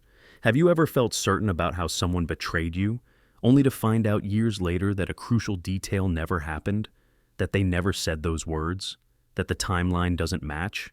You didn't lie. You didn't invent it on purpose. Your brain did it for you. It built a version of the past that fit the pain. Because healing sometimes needs a villain, so memory provides one. But what happens when this bug takes over? When you can't tell the difference between real and repaired? What if some of your memories were never yours to begin with? What if they were told to you so many times, you absorbed them, like a script, like an implant? If every time you remember something you change it, then the longer ago it happened, the less real it becomes. So the past isn't just gone, it's rewritten every time you look back. You think your memories are facts, but they are guesses, stitched together by a desperate machine, and performed like truth. The brain does this because it needs a story, not accuracy, not data, just a story that helps you go on. So be careful what you remember, because not every flashback is real, and some of your most powerful memories were never filmed at all. The future nostalgia effect. Have you ever felt it? A strange ache for something that doesn't exist yet, a memory that hasn't happened, a longing for a moment your heart swears is real, even though time hasn't reached it. This is the future nostalgia effect, a psychological rift where the mind drifts forward and pretends it's looking back. It begins as a whisper, a vision, a flicker of a perfect evening. Maybe it's a walk beneath unfamiliar stars, your hand in someone's. Maybe it's a room you've never entered, but you know exactly how the light will fall. Maybe it's laughter you've never heard. Yet, it echoes like a favorite song from childhood, and you miss it, you ache for it. Even though it's not from your past, it's from your future. That's the paradox. Nostalgia without origin. The grief for something beautiful that hasn't arrived. The yearning for a life you somehow remember, even though it hasn't happened. It's not fantasy. It doesn't feel like fiction. It feels remembered. Like déjà vu stretched into emotion, like your soul is tapping on the glass of tomorrow. Psychologists often dismiss this feeling as projection or hope, but it's more than that. It's not just wanting a better future, it's grieving it in advance. It's mourning something that hasn't even had the chance to live. What kind of mind creates loss before gain? What kind of heart breaks before it's been touched? Time isn't as linear as we pretend. The brain doesn't obey clocks. It jumps. It loops. It dreams forward. You don't just recall, you pre-call. You construct futures and attach emotions to them as if they were real. And somewhere in that strange construction, you fall in love with what could be. And then you miss it. Deeply. Painfully. Viscerally. This future nostalgia lives in the spaces between now and next. It's the feeling you get when you stand in a quiet place and imagine what it might be like someday, with someone, or even alone, but more whole than you are now. It's the ache in your chest when you picture a future self you haven't met, yet desperately want to, and your body reacts as if you've lost something, as if that future was already yours, and somehow you let it slip away. Let me ask you this. Have you ever met someone new and instantly imagined a life with them? Not just imagined it, but felt it? The comfort of waking up beside them years later, the way their voice would sound aged by time, the rhythm of rituals that don't exist yet, and suddenly you feel a strange sadness, like you already miss them, even though nothing has happened yet. That's future nostalgia. Or maybe you've walked into a place for the first time, a city, a house, a quiet street, and felt like you'd lived there once in a dream you never remembered having. You feel a warm sorrow, as if that place was meant to be yours in another version of your life. You're nostalgic for a timeline that never played out. This illusion bends more than memory. It fractures identity, because the person you're missing might be you. Not the current you, but the version of you that could have been. The future self who made different choices. The one who healed. The one who took the leap. The one who lived fully. And now, deep inside, you carry grief for a self you never became. This is not delusion. It's design. Humans are temporal beings, but we're emotionally quantum. We don't just exist in one moment, we ripple. We project ourselves across time and bond with possibilities. Some of those bonds are so strong, they hurt when unrealized. Our imagination creates paths so vivid, the brain encodes them as lived. And when those paths vanish, through time, through loss, through fear, we mourn them like ghosts. This is why you can miss the feeling of holding a child you haven't had, why you can miss a goodbye that hasn't come, why you can miss a quiet morning in a home that only exists in a sketch in your mind. And it's why you sometimes cry, and you don't know why. The future nostalgia effect isn't just poetic, it's haunting. It reminds you that time isn't just what's behind you. Time is also what you feel ahead of you. And sometimes, the most powerful emotions aren't tied to memory, but to possibility. You begin to realize something uncomfortable, that some of your most painful emotions come not from what you've lived, but from what you haven't, and might never. But here's the secret hidden within that ache. Future nostalgia is not a curse, it's a compass. It shows you what matters before you even have it. It reveals the shape of the life your soul is hungry for. The moments you keep remembering before they've happened. Those are signals. Desires wrapped in memory's clothing. Hints from the deeper self. You don't need to ignore the ache. You need to follow it. That image of the life you miss? Try living toward it.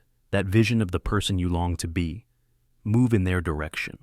Because maybe the future is not just something you reach. Maybe it's something you remember. And maybe the memories of tomorrow are already inside you, waiting for you to give them form. So next time, your chest tightens with the sorrow of something that doesn't exist yet. Don't dismiss it. Don't bury it. Listen to it. Because that ache isn't madness. It's prophecy.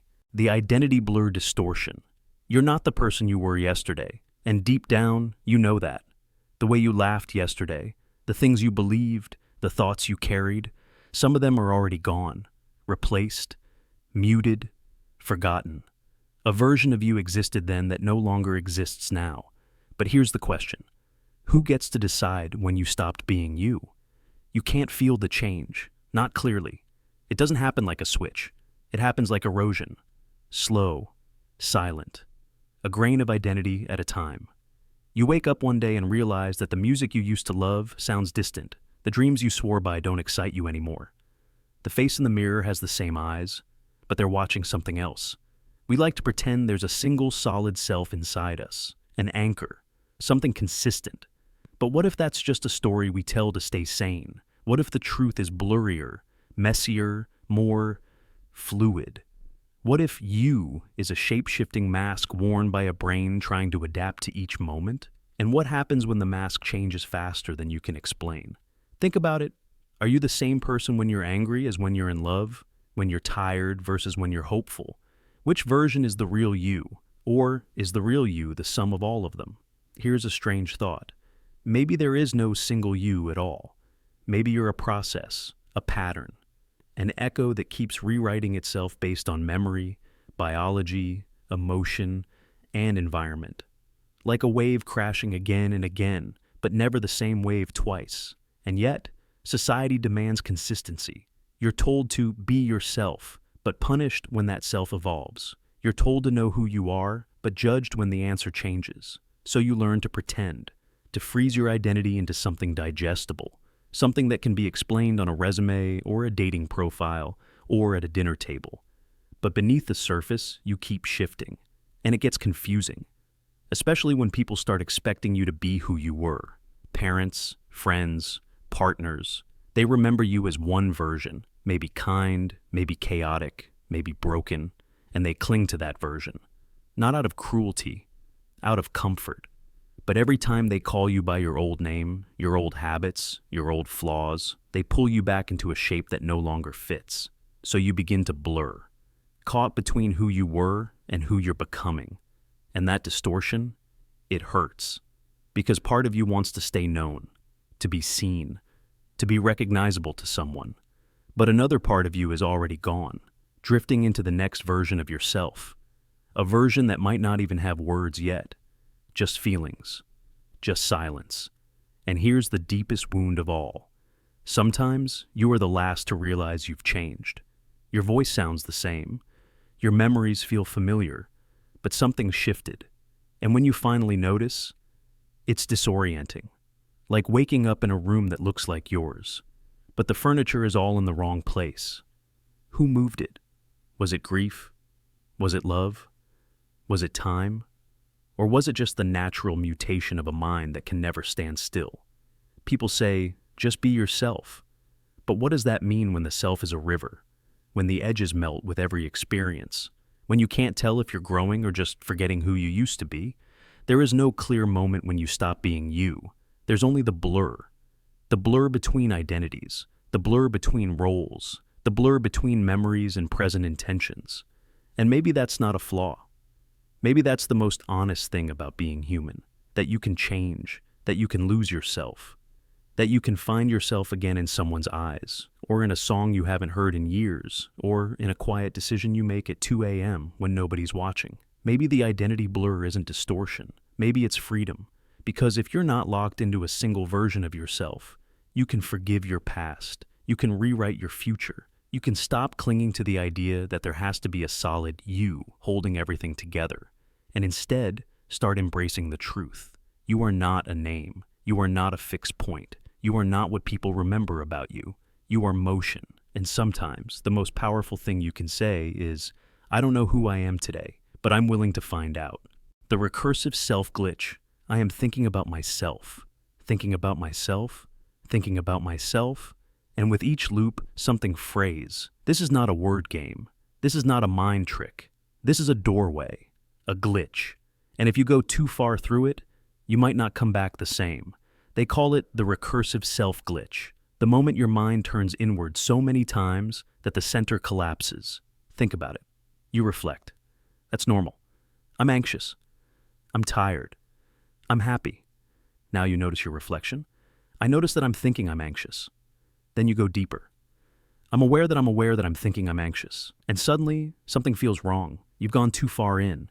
You're watching yourself. Watch yourself, until the line between watcher and watched disappears. This is recursion, a thought loop that eats itself. And the more you do it, the more your identity begins to thin, like peeling away your own mask, only to find another mask beneath it, and another, until finally, nothing. You think you are a self. You think there is someone doing the thinking. But in recursion, you realize the self may not be the thinker. It may be the thought. Take this moment. You're listening to my voice. Who's hearing it? You might say, I am. But who is I? And the moment you try to define it, you become the object of your own gaze, a mirror looking into a mirror, a self observing a self. And the deeper you stare, the less you trust that anything solid is staring back. This is the glitch. Consciousness is recursive by design. It monitors itself. It checks its own state. It wonders what others think of it. It constructs an image of how it thinks others think about it, and that image then feeds back into how it thinks about itself. You don't just think, you think about your thinking, and you feel about your thoughts, and you judge your feelings, and you interpret your judgments, and you remember that interpretation as part of your identity. The spiral doesn't end. It builds you. But here's the terrifying part. You believe you're one person, a single thread. But recursion splits that thread. It multiplies the self. There's the self who experiences, the self who analyzes the experience, the self who evaluates the analysis, and the self who panics that none of it makes sense. You become a hall of mirrors, each reflection reacting to another reflection, each layer slightly distorted, each echo less certain than the last, until finally, you ask the unaskable, am I thinking, or am I being thought? And suddenly, you freeze.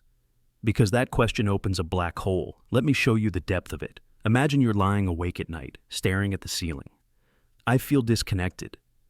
Then, why do I feel disconnected? Then, why am I asking why? Then, who is the one asking? Then, is there even someone asking, or just language firing itself? Your identity starts to stutter. You forget if you're a person or a performance, a consciousness or a computation. You reach for the self, but it slips. You try to catch it, but your hands are made of thought, and thought cannot hold itself. This is the recursive collapse, the glitch in your model of you, the point where selfhood loses anchor and drifts. Now, imagine this state is not temporary. Imagine it becomes chronic, that every time you try to act, a part of you analyzes the action, and a part of you analyzes the analysis, and a part of you stands behind all of it, judging. You live like a puppet whose strings are pulled by strings that are pulled by hands that are made of mirrors reflecting nothing. And so, you begin to question, if I can never reach a stable I, then who is suffering? Who is choosing? Who is watching? What if there was never anyone home? That's the glitch. It doesn't just break your thoughts. It breaks the illusion of a center. You might think this is philosophical, but it's also psychological.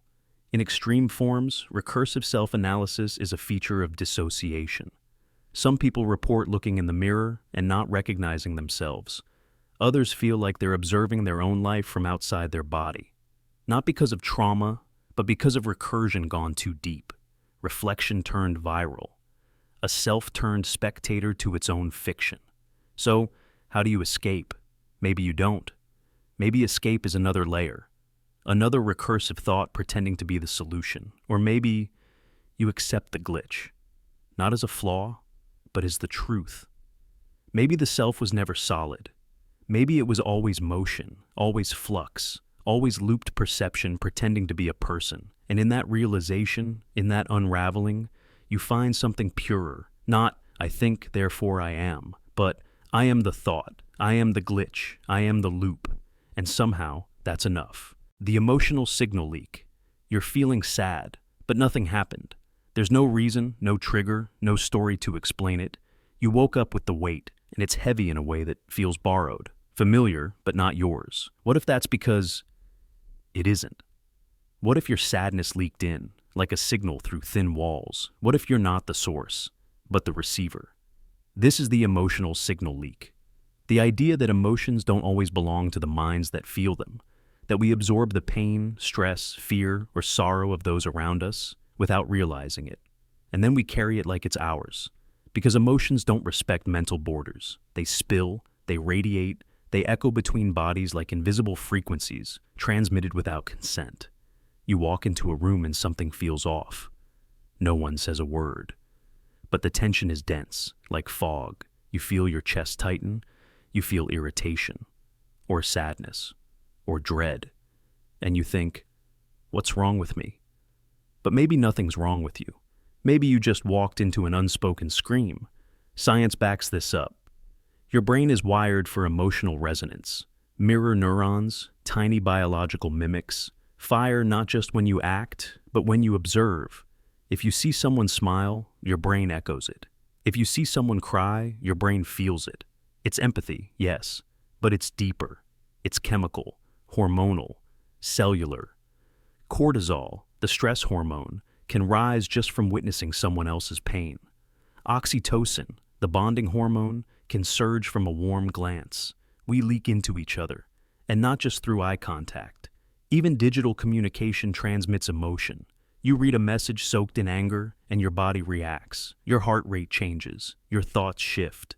Someone else's emotional storm just rained on your day, and often you don't even notice. You just feel bad, unsettled, off. And you blame yourself. You search for a reason in your past, your childhood, your fears. But the signal didn't originate there. You're just the latest antenna it passed through. Imagine walking through a crowd. Each person broadcasts a signal. Some are sharp, anxiety, grief, panic. Some are dull, apathy, numbness. Others are bright, love, joy, calm. And you, like a sponge, soak it in. But only some of it matches who you truly are. The rest? Emotional interference. How many of your bad moods were never truly yours? How many spirals began because you mistook someone else's weather for your storm? This is especially dangerous for empaths, those who are wired to absorb more. They walk into rooms and leave with emotional souvenirs they didn't ask for. They're not just emotionally intelligent, they're emotionally porous. And often, they don't even realize it. They carry friends' breakups, co-workers' stress, parents' anxiety, partners' buried sadness. And then they wonder why they feel tired, depressed, overwhelmed, even when life is fine. This is not just a psychological phenomenon. It's also energetic, Quantum physics, as abstract as it may sound, shows that particles become entangled. When one is disturbed, the other reacts, no matter how far apart. Now imagine consciousness as a field, not a bubble. Emotions become disturbances in that field. When someone close to you breaks, you ripple. It's not magic. It's connection. It's biology. It's humanity. But it's also dangerous, because if you don't recognize emotional signal leaks, they can hijack your life. You'll make decisions based on sadness that isn't yours. You'll start fights under the influence of anger you absorbed. You'll sabotage peace chasing closure for someone else's pain. So, what do we do? First, awareness. Start asking, is this feeling mine? Not everything that enters your mind belongs to you. Track it. When did the emotion start? Did it begin after a conversation, after walking into a room, after scrolling through a post? If there's no internal cause, consider the external ones. Second, boundaries, not physical, emotional. Learn to feel with someone without feeling as them. Empathy doesn't mean absorption. You can witness pain without wearing it. Meditation, journaling, breath work. These help clear emotional residue. And third, maybe most importantly, choose what you transmit. If emotions are signals, then you are a sender too. You broadcast with every word, every gesture, every silence. So, broadcast kindness, broadcast calm, become the emotional climate you want others to absorb. Because while you may not control what enters you, you do control what exits. In a world flooded with unspoken sorrow, be the frequency that heals, because someone else might be carrying your sadness.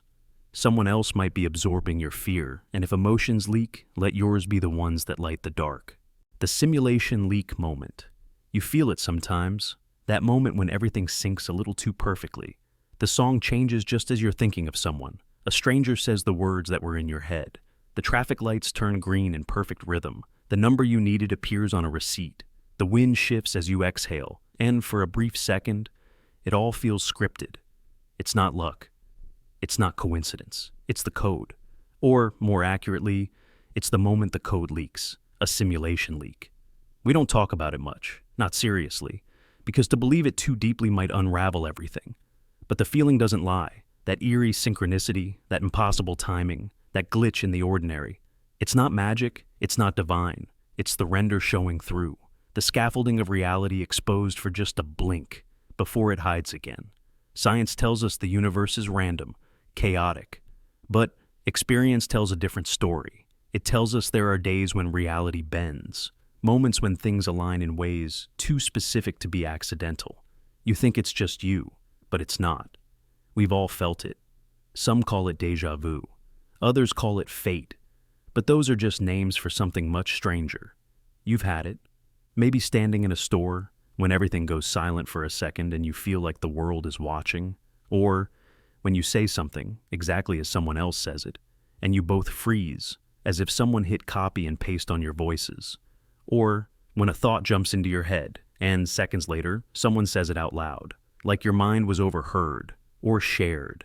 It doesn't happen often, but when it does, you feel it in your bones. Reality doesn't feel real. It feels loaded. Because what if it is? What if the universe is a render engine, streaming detail only when observed, just like a video game loading high-resolution textures only when the player looks in that direction? Quantum physics already hints at this. Particles that change behavior when observed, entangled atoms reacting faster than light. Reality seems to know when it's being watched. And you're the observer. But maybe not the only one. The simulation theory isn't about robots and wires. It's about patterns, about rules hidden beneath randomness, about intelligence behind structure. If you were inside a simulation, you wouldn't know, unless it leaked. And when it does, it feels like the universe is nodding, whispering, winking, reminding you that this moment was preloaded long ago. You meet someone and feel like you've known them forever. You hear a phrase that's eerily familiar, but you can't place it. You find an answer before you even ask the question. These are not hallucinations. These are code echoes, echoes from a framework deeper than consciousness. Think about the way the world responds to emotion. When you're deeply afraid, even the wind sounds menacing. When you're in love, the world becomes softer, warmer. Are you projecting that? Or is the simulation adapting to your state? Some believe the universe is reactive, changing based on your internal signal. You feel despair, and the world feeds it. You feel clarity, and it opens. Like code, listening, like a system tuned to feedback. But why? Because maybe you're not here to experience life randomly. Maybe you're here to interact with the engine. And occasionally, the engine glitches. You say someone's name right as they text you. You think of a song, and the radio plays it. You dream of a symbol, and it appears on a billboard the next day. These moments are dismissed as coincidence. But they happen too often and too precisely to be ignored. Every time it happens, your reality matrix shifts slightly. You feel the veil thin. You pause, look around, and ask quietly, is this real? That question is dangerous because the simulation doesn't like awareness. When you notice too much, it resets the environment. Noise returns, randomness floods in, the sync is broken. But you remember the feeling, the moment it all clicked, when time slowed, when space aligned. That was your simulation leak. It's not always obvious. Sometimes it comes through numbers, 1111 on clocks, repeating digits, hidden messages and randomness. Other times it's an emotion, a wave of knowing with no evidence. But always it comes with a shift, like being pulled slightly out of the stream. And if you ask people privately, they'll admit it too. They've seen the numbers, felt the moments, heard the hum behind the silence. The truth is, reality is not as stable as it seems. Our minds are not passive passengers. They are rendering tools, feedback processors, and when something goes wrong or too right, you catch a glimpse. Some believe the simulation leaks on purpose, as a test, or a reminder, or a call to wake up. Others think it's an accident, a result of overloaded render processes, too many observers, too much awareness in one place, and like pixels straining under light, the code flashes, just long enough to be seen. What you do with that moment, that's up to you. You can ignore it, shrug it off, let the noise return, or you can lean in. Ask why it felt too perfect, why everything aligned when it shouldn't have, why the moment felt written, like a script you were only just handed. Because maybe it was, and maybe, just maybe, you weren't meant to read it. The dice roll personality. Imagine this. Your consciousness is not fixed. It's not a sacred flame passed down untouched. What if it's more like a dice roll, one of many outcomes spun from the same genetic seed? Your DNA is a blueprint, but blueprints don't build the same house every time. Environments shift, timing changes. One gust of wind, one flicker of emotion, one glance from a parent at the right or wrong moment, and the entire construction bends. Now ask yourself, if your exact DNA sequence was used to spawn 10 human lives, 10 separate consciousnesses, would they all become you? Would they think like you, feel like you, cry like you, rage like you? Or would they become strangers? Would one of them become kind and another cruel? Would one fall in love with art and another with control? Would one die young and another thrive for a century? Are you really you, or just the result of a favorable mutation in the dice roll of circumstance? Let that settle in. You were born with a certain body, into a certain family, in a certain culture, with parents who reacted to your cries in their own unique way. You formed opinions based on experiences that might have gone differently if it had rained instead of shined that day. If someone had hugged you instead of walking away, if your teacher had praised you instead of doubting you, if your best friend had moved away just 1 month earlier, how many of those moments actually came from you, and how many shaped you before you knew who you even was? You are a statistical outcome, a probability thread, an expression of DNA mixed with chaos. Now, here's where it turns. What if the other versions of you, the 9 that never manifested, were just as possible? What if you're not the default you, but the outlier, the rare variant that got just the right emotional weather to survive and evolve into this version of awareness? Think about it. You could have been addicted, or genius. You could have been apathetic, or enlightened. Maybe you got the you that's balanced, or maybe you got the you that's teetering on the edge. Maybe this version of you wasn't the plan. Maybe it was a mistake. Or maybe it was the jackpot. When people talk about soul, they often imagine a permanent identity, unchanging, eternal, but the dice roll personality suggests something else entirely. That consciousness is modular, moldable, dependent on inputs, feedback loops, silent traumas, and background noise that sculpts the voice in your head and the voice you think is yours. Maybe it was just the one that won. Take identical twins, same DNA, same upbringing, and yet, sometimes opposite personalities. One's soft-spoken, the other's brash. One's a caregiver, the other walks alone. Why? Because the DNA wasn't the dictator, it was the starting pistol. What followed was chaos theory, tiny differences in feedback and attention that snowballed into entire universes of contrast. Now, apply that to yourself. If your personality is one roll of the dice, then what does that make your identity? Stable or simply consistent? For now. Here's a disturbing thought. You could have become a version of yourself you'd hate, not just dislike, a version that terrifies you, a crueler you, a colder you, a more selfish or broken you, and that version might have been just one variable away, one abusive teacher, one traumatic illness, one friend who didn't show up. And yet, people walk around like they earned their personalities, like they built their identity from bedrock. No, they rolled it. Then they built around what they got. A dice roll doesn't just determine your stats, it decides your character sheet, your role in the game. You got rolled into being you. But then, who's the real you? Is it this consciousness, or is it the full set of potentials that could have been activated? Are you a person, or just one reading from the multiverse of outcomes? This opens up a new kind of existential fear. Because if your selfhood is just one role, what happens when that role stops working? When trauma breaks the system? When your beliefs collapse? When your habits shift? Do you become a new dice roll then? A version of yourself that would have been impossible before? Yes. And that's where the hope lies, because if you're a role, you're not stuck. You're not cement, you're code. A living, breathing, variable system. You can re-roll. It takes awareness, brutal honesty, and sometimes pain. But it means change is real. Transformation is not fantasy. You're not just a slave to your first outcome. You can consciously intervene in your programming, upgrade the stat sheet, patch the code, shift the character you were handed into the one you choose. But don't romanticize it. There's loss in this too. You'll grieve the false idea that there was ever a singular, permanent you. You'll see the masks, the mimicry, the way you clung to personality traits like lifeboats in the chaos. But then something liberating happens. You stop asking, "Who am I?"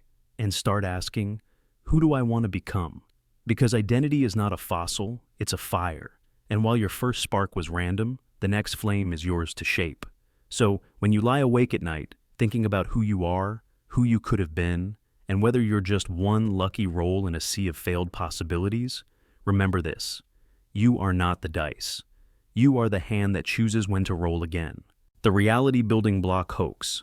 You're taught that reality is built from atoms, that beneath everything, beneath skin, beneath trees, beneath thought, there's only matter. Tiny particles spinning in empty space, obeying rules we call physics. That's the foundation, they say. That's the real. But what if it's not? What if the deepest building blocks of your reality are not atoms at all? What if they're narrative? What if they're belief? Not in some mystical, abstract sense, but in a quiet, overlooked truth, that everything you know, everything you see, feel, and think has been shaped first by a story. And that story determines what becomes real to you. Think about it. What is money? It's not atoms. It's not gold. It's a story, a shared agreement that a piece of paper or a number on a screen can represent value. Without belief, it's worthless. With belief, it moves the world. What is a nation? A story told through borders, flags, and myths. You can't find a country under a microscope, but people live and die for it because they believe in it. What is identity? Not your DNA, not your reflection, but the story you tell yourself about who you are, the labels you wear, the roles you perform, the past you claim. Without belief in that story, you're a ghost to yourself. So what happens when those stories change? What happens when the narratives that hold your world together start to unravel?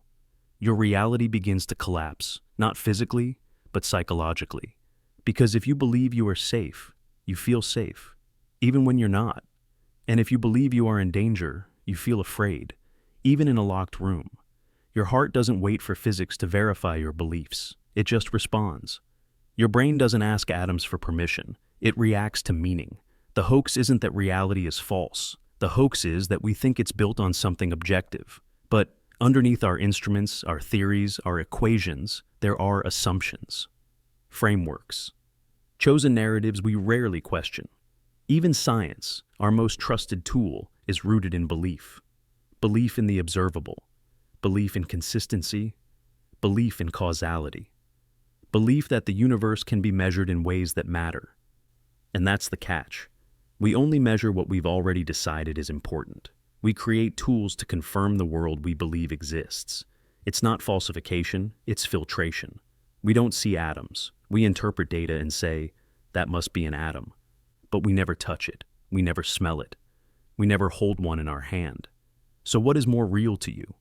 The chair you believe is solid, or the atoms science says are 99.9% empty space?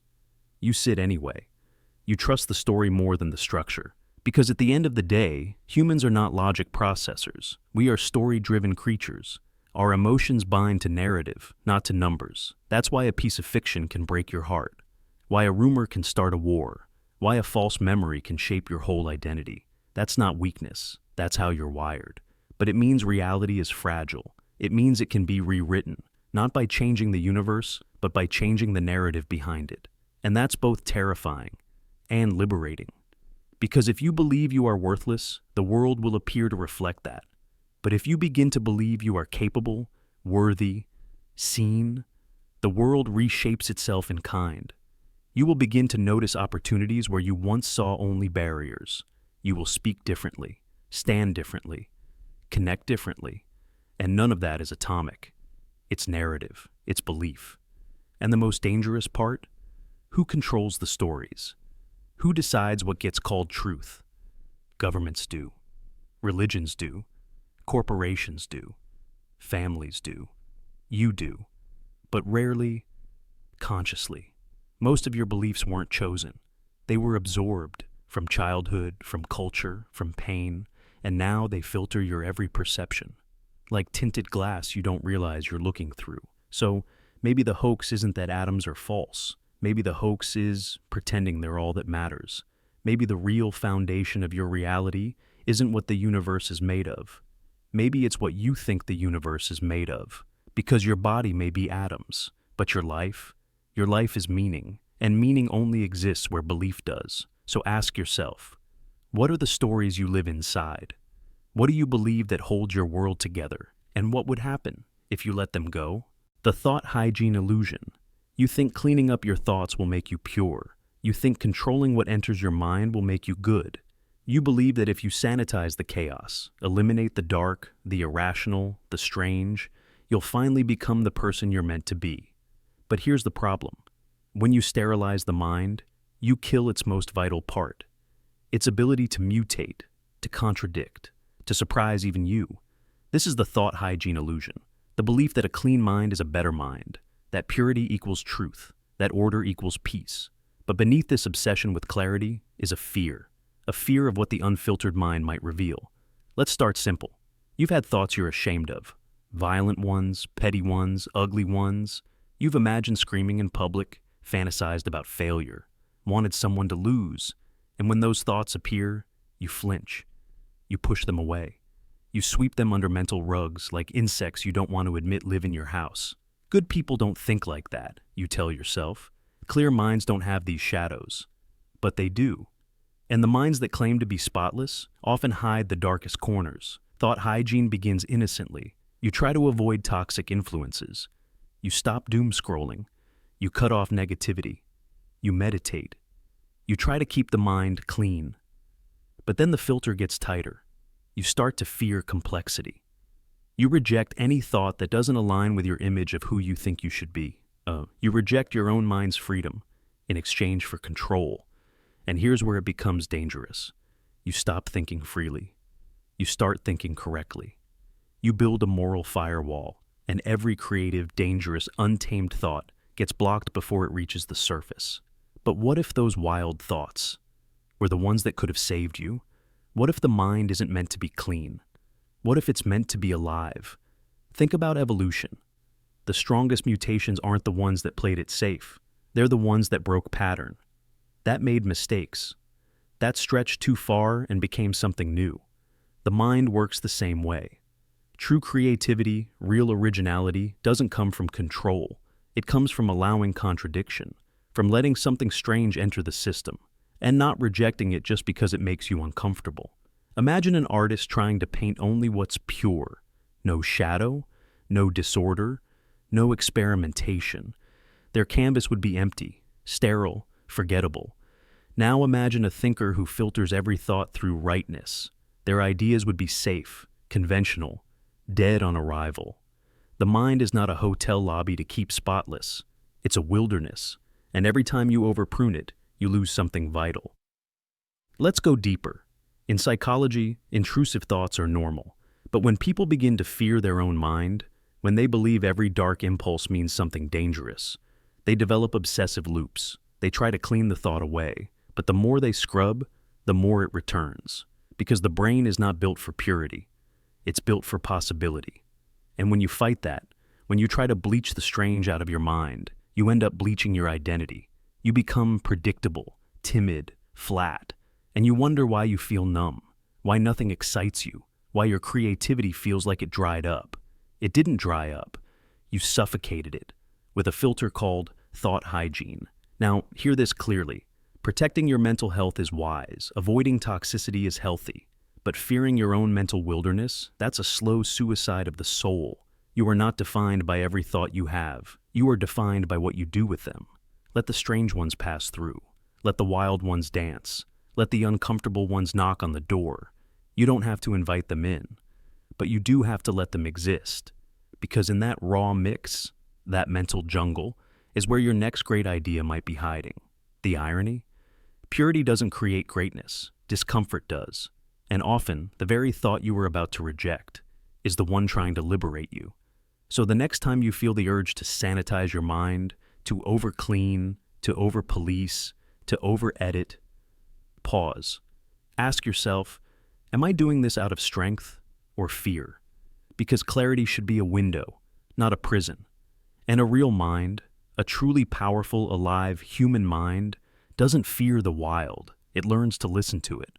The emotional chemistry trap. You say, I love you, and it feels like magic.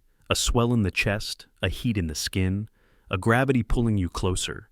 It feels like poetry. But underneath the words, there's a hidden reality. A trap made of atoms and hormones, because your love might be nothing more than chemistry.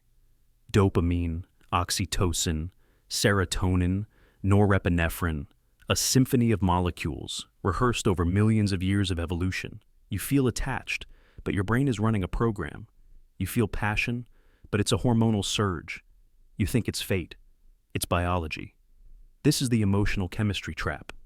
The illusion that our most sacred emotions are personal, meaningful, chosen, when they may just be the side effects of a chemical process designed for survival. Think about it. You meet someone. They make you laugh. Your brain releases dopamine, a reward signal. You crave more. Your heart flutters. Your pupils dilate. You call it attraction. But it's just your body responding to a pattern, to symmetry, to a scent, to tone and timing and posture, all shaped by ancient cues of genetic fitness. Your biology isn't falling in love with a soul. It's scanning for reproductive success. You feel connected. You want to touch. Oxytocin floods your system, the bonding chemical, the same hormone released when a mother holds her newborn, the same one triggered by hugs, kisses, eye contact. It doesn't care who the other person is. It only knows, stay close. So you say, I love them. But what if it's not love? What if it's a sequence of chemical rewards attached to a familiar pattern? We say things like, my heart chose them. But your heart didn't choose anything. It's just responding to neurotransmitters. Even fear, our sharpest alarm, is just adrenaline and cortisol. You feel afraid not because you've seen the future, but because your amygdala saw a shadow and fired a warning. You say, I'm heartbroken. But no piece of your heart has broken. You're experiencing serotonin withdrawal, the same neurological dip that drug addicts experience in detox. That's what grief is. Emotional withdrawal from a biological high. You say, I hate them now. But hate is often just love, mutated by betrayal. the same circuits reversed, like playing a symphony backwards, and yet it all feels real because it is real, even if it's chemical, even if it's mechanical. That's the paradox. The chemistry doesn't replace the meaning, it hides inside it. But we don't talk about it because we want to believe our emotions are sacred. We want to believe that I love you means something eternal, not my oxytocin levels spike when I see your face. We want I miss you to mean destiny, not dopamine deficiency. And yet, every great love, every heartbreak, every passionate obsession has a trail of molecules behind it. This doesn't make your feelings fake. It makes them predictable. And maybe that's what terrifies us. Because if love is chemistry, can it be manufactured, simulated, controlled? Can you fake a relationship with the right drug cocktail? Can AI generate synthetic affection by targeting hormonal responses? And if it can, was your love ever real to begin with? We are walking chemistry sets pretending to be poets. We say forever, but our brain is thinking reproduction, safety, survival, routine. So, what does this mean for love, for fear, for every emotion we hold sacred? Should we abandon the romance of it all? No, because the poetry is the point, the chemistry is just the canvas. What you paint on it is your story. Yes, love is chemical, but so is music, so is memory, so is dreaming. That doesn't make it less beautiful, it makes it more miraculous. That your body, your cells, your mind can take random molecules and turn them into something so deeply felt that it can break your heart, move your soul, reshape your future, is not a failure of biology. It's the glory of it. But you must know the trap. Because when you mistake the chemistry for truth, you surrender your power. You chase toxic people because your brain is still addicted to the hit. You fear moving on because your hormones haven't caught up to your logic. You confuse biological panic with divine fate. So, feel your emotions, but question them. Ask yourself, is this love, or just a beautiful flood of chemicals responding to a need? Is this fear, or just a surge of adrenaline from a past wound being poked? When you see the trap, you don't lose the magic. You gain clarity, because the poetry isn't fake just because the ink is biological. It's still yours, still true, still sacred. But now, you're not just a character in the story. You're the author, and that changes everything. The perception delay error. You think you're in the present. You look around, move your hands, speak, breathe, and believe with every fiber of your being that it's all happening now, that you're here, in real time, experiencing the world as it is. But you're not. You've never lived in the present, not even once, because the moment you see something, it's already gone. The truth is, there's a delay, a tiny one, just milliseconds. But it's enough to shatter your sense of reality. Your brain is running a few frames behind the world, and the present you think you inhabit is actually the past. You're living in a constant playback, a hallucination stitched together from outdated data. That's not poetic, it's biological. Your eyes don't send real-time video to your brain. They send light, which your neurons process with lag. About 80 milliseconds for visual data to be interpreted. Sometimes more.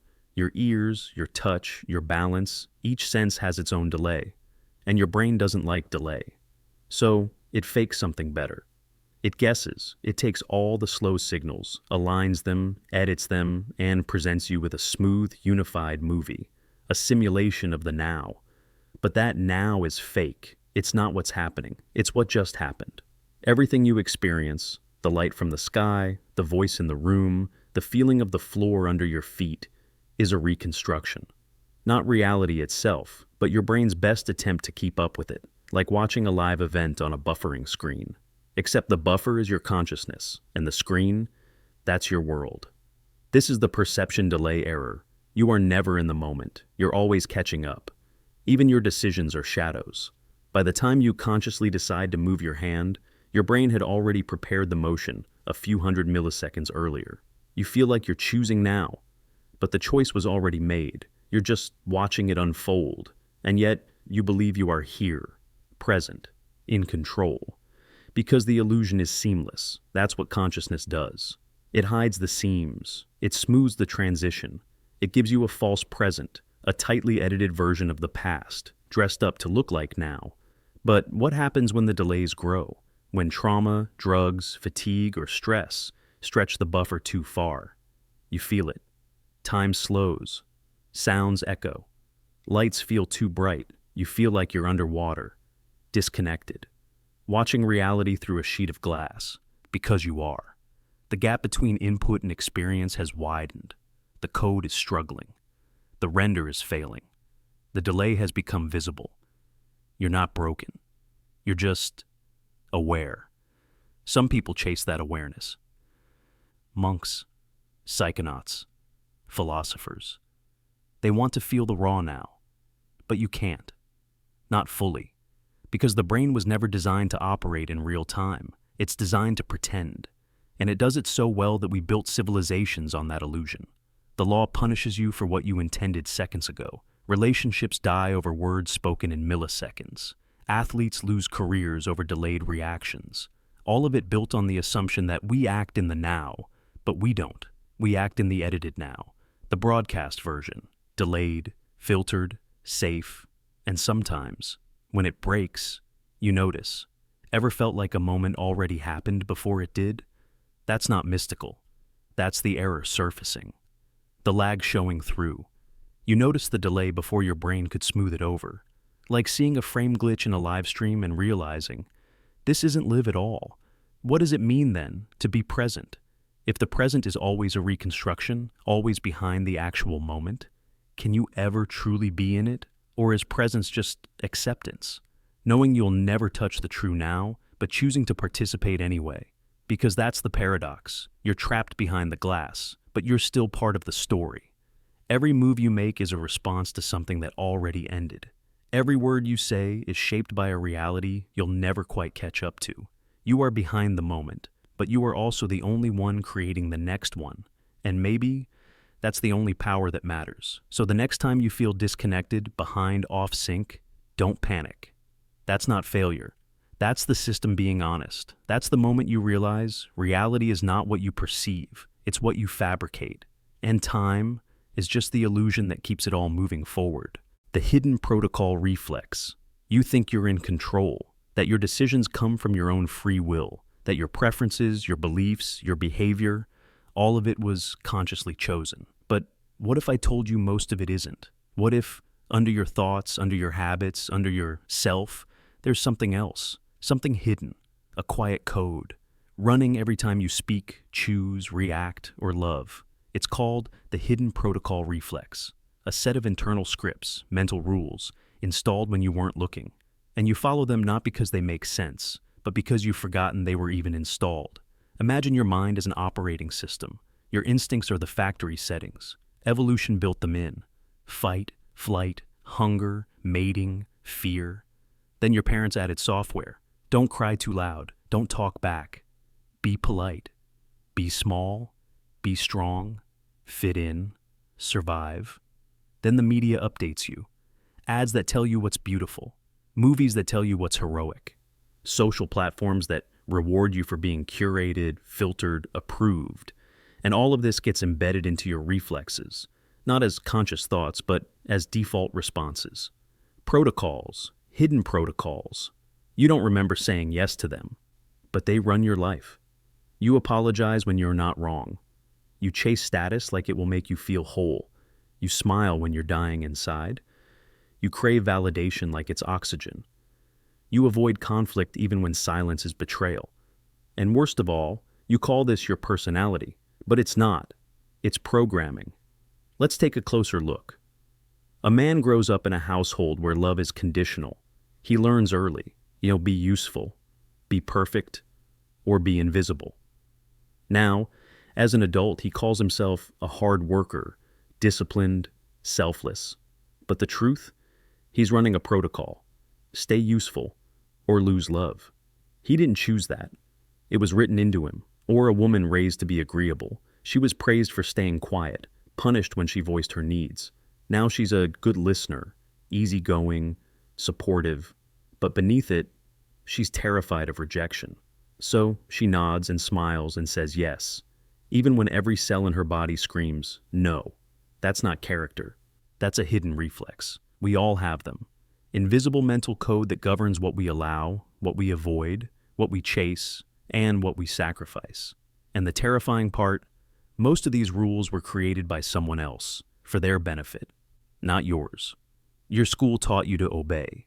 Your culture taught you who mattered. Your childhood taught you which emotions were dangerous. And now, you walk around with a behavioral firewall. A set of permissions and restrictions so buried in your subconscious, you think it's just who you are. But ask yourself, who installed the idea that you're too much? Who wrote the rule that crying makes you weak? Who decided that rest is laziness? That failure equals shame? That love must be earned? You didn't. But you're still following those instructions. Because the brain doesn't just learn, it internalizes. Once a rule is repeated often enough, the conscious mind stops questioning it. It drops into reflex, autopilot. You obey without realizing it. You flinch when someone raises their voice. You overwork yourself to earn peace. You swallow your truth to avoid discomfort. Not because you want to, but because that's what the protocol demands. And it's efficient. Protocols save time. They make us predictable, safe, accepted. But they also trap us. They freeze us into roles that no longer fit. They kill curiosity. They bury intuition. They smother authenticity. And worst of all, they convince us that this is just life. But there's a way out. Not by deleting the code, but by seeing it. Awareness is the first hack. When you feel guilt for saying no, pause. Ask, who benefits from this guilt? Is it a real moral failing, or just a protocol firing? When you feel shame for resting, ask, is this laziness or just an inherited rule about worth? When you flinch, when you shrink, when you run from truth, pause, trace it, expose it, and slowly rewrite it. You have more power than you think, because protocols are not destiny, they're suggestions, scripts, and once you see them, you can choose whether to follow them or not. But here's the catch. Uninstalling a protocol can feel like betrayal, like you're breaking an oath. Because in a way, you are. You're betraying the systems that wrote you, the people who wanted you obedient, the culture that profits off your insecurity, the voices that told you who you're allowed to be. But on the other side of that betrayal is something radical. A self that thinks before reacting, chooses before obeying, loves without permission, a self you haven't met yet. Not because it doesn't exist, but because the protocols were blocking it. So the next time you feel yourself reacting, ask, is this really me? Or is this the ghost of an old rule I forgot was written? Because the hidden protocol reflex only wins when it stays hidden. But when you bring it into the light, it becomes your blueprint, not your prison. The predictable rebellion loop. You think you're breaking the rules. You think you've seen through the game. You say no when others say yes. You dress different, speak loud, challenge norms, stand apart. But what if I told you the system knew you would? What if your rebellion was part of the plan? This is the predictable rebellion loop, the trap where even your act of defiance has already been forecasted, categorized, and absorbed. You think rebellion makes you free, but in truth, it might be the final layer of control. Let me explain.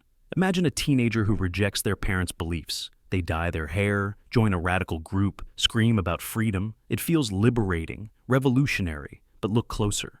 That path of rebellion, it's one the system expected, built into the very structure it claimed to oppose. The fashion industry sells rebellion. The algorithms push outrage. Even your politics might be served up like flavors, chosen not by conviction, but by curated rage. The system doesn't fear your rebellion, it feeds on it.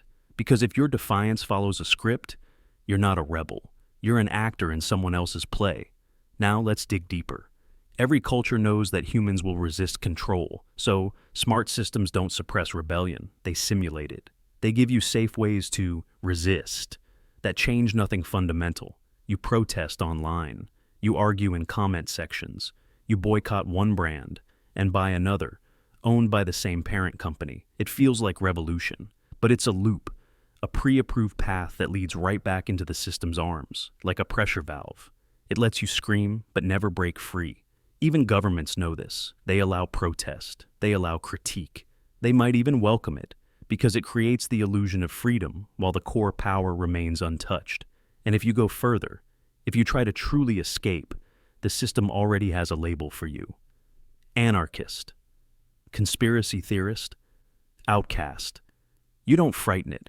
You're just another predictable data point, another node on the map of expected resistance. And here's the terrifying twist. The more intelligent you are, the more nuanced your rebellion, the more useful you become to the system. Because it needs thinkers, it needs critics, not to destroy them, but to refine itself. You think you're carving a new path, but you might just be deepening the trench the system already paved for your type. You're the edgy artist, it sells you subversive fashion. You're the rogue academic, it funds your papers. You're the techno-skeptic, it monetizes your paranoia. The system doesn't crush rebellion, it commodifies it. It knows your style, it knows your keywords. It knows how many times people like you have tried to break away, and how every time they just built new prisons with cooler names. It's like a maze built by an invisible architect. You think you're breaking out, but you're just running from one wall to the next. So, what do? How do you rebel without feeding the loop? You start by noticing the script. You ask yourself, is this really me? Or is this the version of rebellion the system expected? You stop choosing the obvious opposites. You stop mistaking noise for power. You stop screaming into microphones handed to you by the same system you claim to hate. Because real rebellion is not aesthetic. It's strategic. It doesn't burn down for the sake of spectacle. It rewires from underneath. It refuses to be captured. It doesn't look radical until it becomes irreversible. And maybe the deepest rebellion of all is to become something the system didn't design for, to create your own values, to stop reacting and start inventing, to move without the system being able to predict your next step. True rebellion is not loud. It's quiet, patient, invisible. It slips past the data traps. It doesn't need an audience. It doesn't seek approval or resistance. It just moves. And the system, it doesn't know what to do with that. So, the next time you feel defiant, ask yourself, am I truly resisting or just rebelling exactly as expected? Because if your rebellion fits too neatly into a genre, a brand, an aesthetic, a movement, it's not rebellion. It's a loop. And to escape it, you don't fight louder. You vanish from the pattern. The phantom decision generator. You made a decision today. You picked the blue shirt over the black one. You chose to text or not to text. You took the long road home. You think you chose. But did you? Because long before your conscious mind caught up, the choice was already made. Not by logic, not by reflection, but by a quiet process hidden underneath your awareness. This is the phantom decision generator, the unseen engine behind your so-called free will. You believe you are the captain of the ship, but your brain is already steering before you even grab the wheel. In a groundbreaking experiment by Benjamin Libet, subjects were asked to make a simple decision. Press a button whenever they felt like it. But here's the twist. An EEG machine was monitoring their brain activity, and what it found shattered the illusion of conscious control. The brain's readiness potential, an unconscious signal of action, fired nearly half a second before the person felt like they made the decision. The decision started in the dark. By the time your awareness lights it up, the wheels were already turning. You justify it. You dress it up. You say, I thought it through, but really, you're narrating after the fact. The conscious mind isn't the king. It's the spokesperson, a very convincing press secretary explaining decisions made in the secret halls of biology, trauma, habit, emotion, memory, and you believe it. You have to. Because the alternative is terrifying. It means the voice in your head is not the author of your life. It's just reading the script. You get a craving. You reach for chocolate, and then your mind says, I needed the sugar. But you didn't decide to crave. You just noticed the craving after it appeared, and you built a reason around it. You pick a partner. You say it's their kindness, their humor. But what if it was their voice, their scent, their resemblance to someone who once held you when you cried? You think it's choice. But it's chemistry and conditioning, reaching up from the depths. The phantom decision generator is always running, in split seconds, in slow builds. It's a pattern recognition machine, predicting, reacting, optimizing, and you're catching up. We like to believe we are rational, but most of what we call reason is just the story we tell to make our instincts sound noble. You walk past someone on the street, you feel uneasy, you say it's their posture, their energy, but Maybe it's your brain reacting to a micro-expression, a flicker, a memory, a pattern it learned years ago without your permission.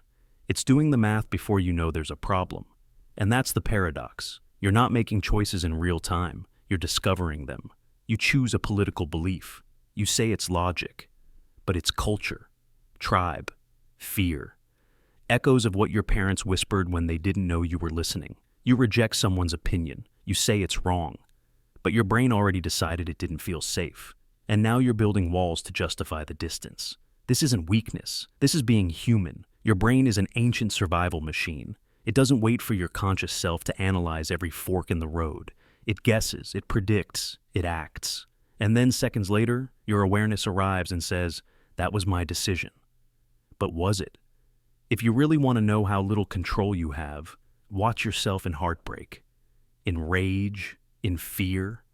You'll say things you didn't plan, make moves you didn't rehearse, and only later, your mind will sweep in to explain it all with elegant lies. Not malicious lies, protective ones, because the truth is unbearable. You are not the full author of your actions. You are the editor, the narrator, the one who arranges meaning after the machinery has fired. So what do you do with this? Do you give up on control? Surrender to fate? Let the phantom generator run the show? No. You become aware of it. You slow down the film. You feel the impulse rising, and instead of reacting, you breathe. You let awareness catch up. This is mindfulness, not the Instagram version, the real kind, where you become a witness to your own programming. You ask, why did I want that? Where did that fear come from? Who wrote this craving? You don't always find answers, but the questions alone stretch the gap. And in that gap, there is freedom. Because the only way to outpace the phantom is to name it, to watch it, to greet it when it arrives. And sometimes, in those rare moments, you can make a choice before the story is written. Not a reaction, not a performance, but a true decision. Born in the stillness between trigger and response. That is what makes us human. Not that we are free all the time, but that we can carve out slivers of freedom from the machinery that built us. You may never fully escape the phantom decision generator, but you can become its observer, and sometimes its interrupter, and that is enough to change everything. The narrative construction filter, reality doesn't come to you as a story. It arrives raw, unfiltered, chaotic. Millions of data points slamming into your senses every second. Light, sound, temperature, motion, pressure, emotion, memory, fear, hunger, noise. It's too much. So your brain does something remarkable. It edits, it selects, compresses, filters, and finally, it narrates. You think you're perceiving reality, but you're not. You're perceiving a version that's been filtered for comfort, for coherence, for survival. You don't live in reality. You live in a story your brain tells you about it. This is the narrative construction filter. It takes the overwhelming, meaningless mess of the moment and gives it shape, order, meaning, a beginning, a middle, an end. It makes you the main character. It assigns motives to others, rationalizes your past, projects a future. It cuts the scenes it doesn't like. It exaggerates the ones that serve the plot. And it hides the randomness, because randomness terrifies you. You don't want truth. You want a plot. And your brain delivers. That argument you had 5 years ago, you've replayed it so many times your brain has rewritten the script. The pauses are longer. The words are sharper. Their face is crueler. Your response is stronger, because it needs to be. For the story to make sense. You're not recalling what happened. You're retelling what had to happen for your identity to stay intact. Every time you remember, you're not remembering. You're constructing, rebuilding the moment with each retelling until the memory fits the myth. And it's not just memory. You do it live. You walk into a room and instantly start building the story. That person doesn't like you. That one is a threat. That one reminds you of someone who hurt you. You don't see them clearly. You see them through a lens that's already trying to make the world familiar, because the unfamiliar is unbearable. So the filter kicks in, silently, automatically, cutting the truth into digestible narrative chunks. That moment you walked past someone and they didn't smile, your brain writes the story. They hate me, but maybe they were lost in thought or just blind in one eye. But that doesn't matter. Because your brain doesn't want truth. It wants continuity. It wants your character arc to make sense, so it lies. Beautifully, convincingly. And you believe it, because believing the real raw world would fracture you. If you saw everything as it was, your sense of identity would collapse. You'd be a witness to a torrent of disconnected sensations. No you, no them, no meaning, just input. So the narrative filter protects you. It glues it all together. It adds motive, inserts backstory, erases contradiction. But what happens when the filter malfunctions? When the narrative turns dark? You start seeing yourself as broken, as cursed, as unworthy. That becomes the new story. And now, every event must support it. Every compliment is a lie. Every silence is rejection. Every kindness is manipulation. That's not paranoia. That's the filter rewriting the plot. And it won't stop unless you catch it. Because the filter isn't evil. It's just automated. It evolved to help us make sense of a world we were never built to fully understand. It fills in the gaps, like a dream, like a hallucination. But you forget it's doing that. You mistake the edited version for the raw footage, and that's where the danger lies. You forget that the world isn't a story. It just is. Random, messy, beautiful, terrifying, silent. But your brain can't handle silence, so it fills it with narration. Even now, this very moment, it's doing it. As you listen, your brain is building a scene. You, here, watching this video, understanding something deep. Growing, changing. You're assigning meaning to these words, maybe even imagining a shift in your life. But remember, this too is a story.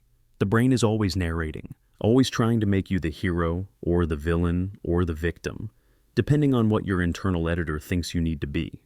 That's not weakness, it's human. But if you can see the filter, even for a moment, you gain power. You gain the power to ask, is this really happening? Or is this the version that comforts me? Because behind the story is the silence. Behind the noise is the signal. And behind the narrator is you. The thought loop factory. Your brain is a factory, but not one of invention, one of repetition. It doesn't produce clarity, it produces loops. Silent spirals of thought that feed themselves, spin faster, grow deeper, and wrap tighter around your consciousness until you forget where they even began. And the scariest part, it convinces you that every loop is necessary. Anxiety, hope, memory. The three most addictive ingredients in the thought loop recipe. Your brain builds with them like machinery, cold, efficient, tireless. The result? A mind that doesn't move forward but circles itself endlessly. A system that calls this spinning thinking, when really, it's just internal motion sickness. Let's break it open. You have a thought, a what if, a concern. Maybe small, maybe sharp. Your brain grabs it like raw material and pulls it onto the conveyor belt. It scans it, feeds it through past experiences, adds a layer of emotion, then loops it back to the start. But now it's louder, heavier, and the machine keeps running. You tell yourself, I'm just processing. But you're not. You're recycling. Because your brain doesn't just have thoughts, it attaches to them. Especially the sticky ones, the emotional ones, the unresolved ones. It's evolution's cruel joke. The more uncertain or threatening an idea feels, the more your brain treats it like a treasure. Anxiety becomes obsession. Memory becomes identity. Hope becomes dependence. And each of them loops. A person ignores your message. You imagine they're upset. That thought repeats. Your brain offers a dozen explanations. Most painful. All speculative. But they feel urgent. Necessary. So the loop spins. Your heart races. You want closure.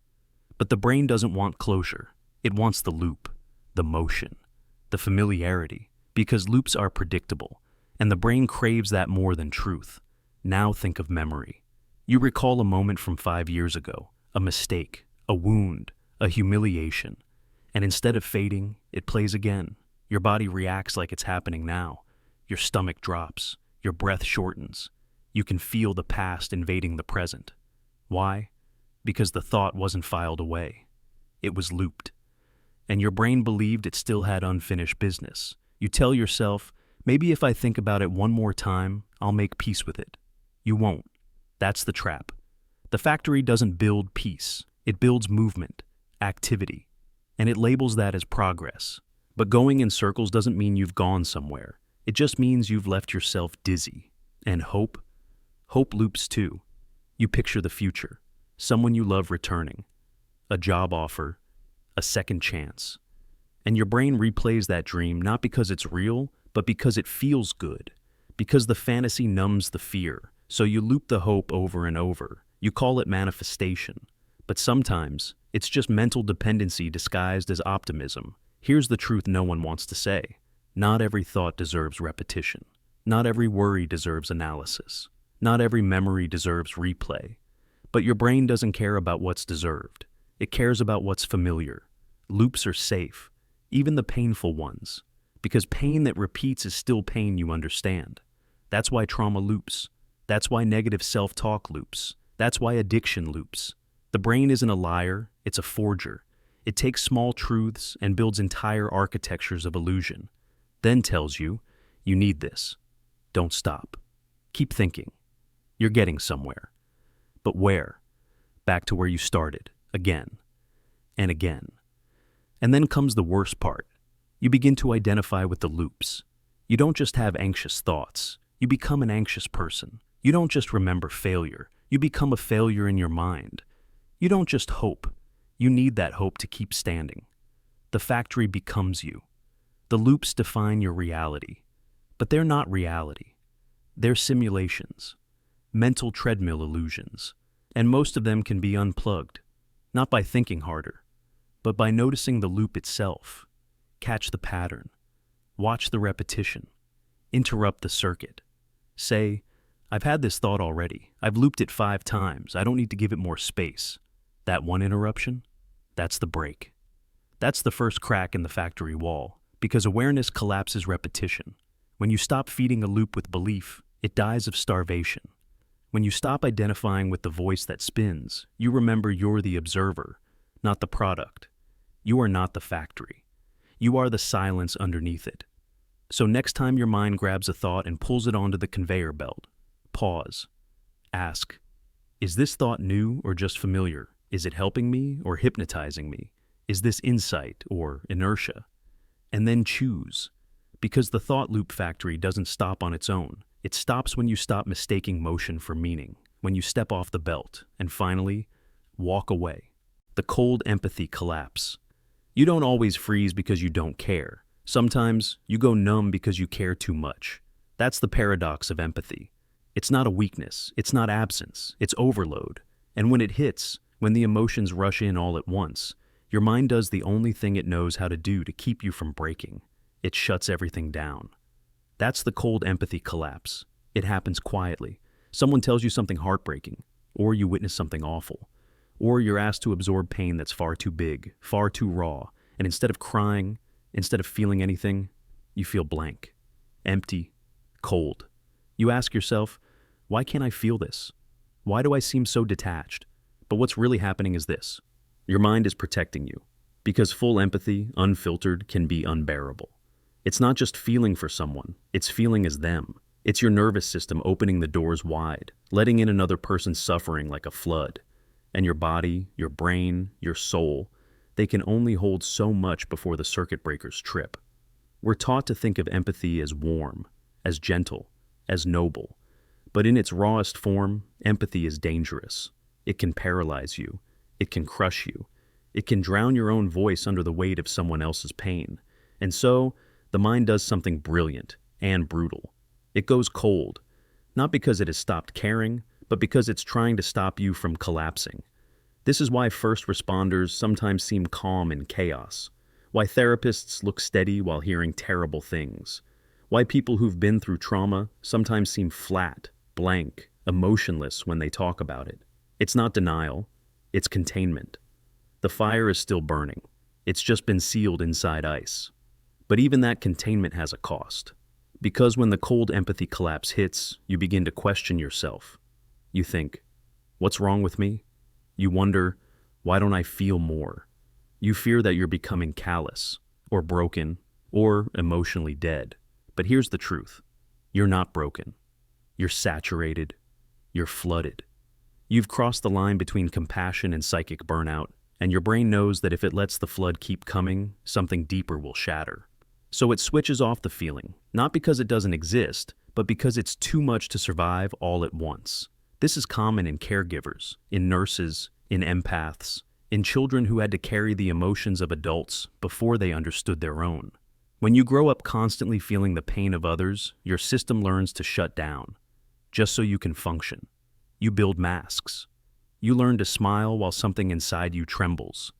You appear calm, detached, unaffected. But beneath that cold surface is a storm of empathy so intense you've had to freeze it just to stay upright. And sometimes it leaks out in strange ways, in panic attacks, in exhaustion, in sudden waves of grief that have no name, because the empathy never left you. It just got buried. So how do you thaw without drowning? You don't force it. You don't shame the numbness. You don't try to feel more. You start by understanding this coldness is your mind's way of loving you. It's your survival system saying, I see how much you care, and I'm stepping in. The key is to make space, not for all the pain at once, but for safe moments of presence, a breath, a pause, a tear that comes when no one's watching. You don't need to be overwhelmed to prove that you're human. You don't need to collapse to show that you care. Sometimes, the deepest empathy is the one that learns to step back, breathe, and come home to itself. So, next time you feel that coldness, that sense of distance, that eerie numbness when the world is breaking, don't assume you don't care. Assume you care so much. Your body had to forget for a moment, just so you could survive. The broadcast self-effect. You act like you're being watched, even when no one is there, even in your bedroom, even in your own mind. You correct your posture, you rehearse what you will say. You laugh at your own joke like an audience is listening. This is the broadcast self-effect, the illusion that someone, somewhere, is always watching, that your life is a performance, that you're on a stage that never goes dark. You weren't born this way. You didn't come into this world narrating your own actions.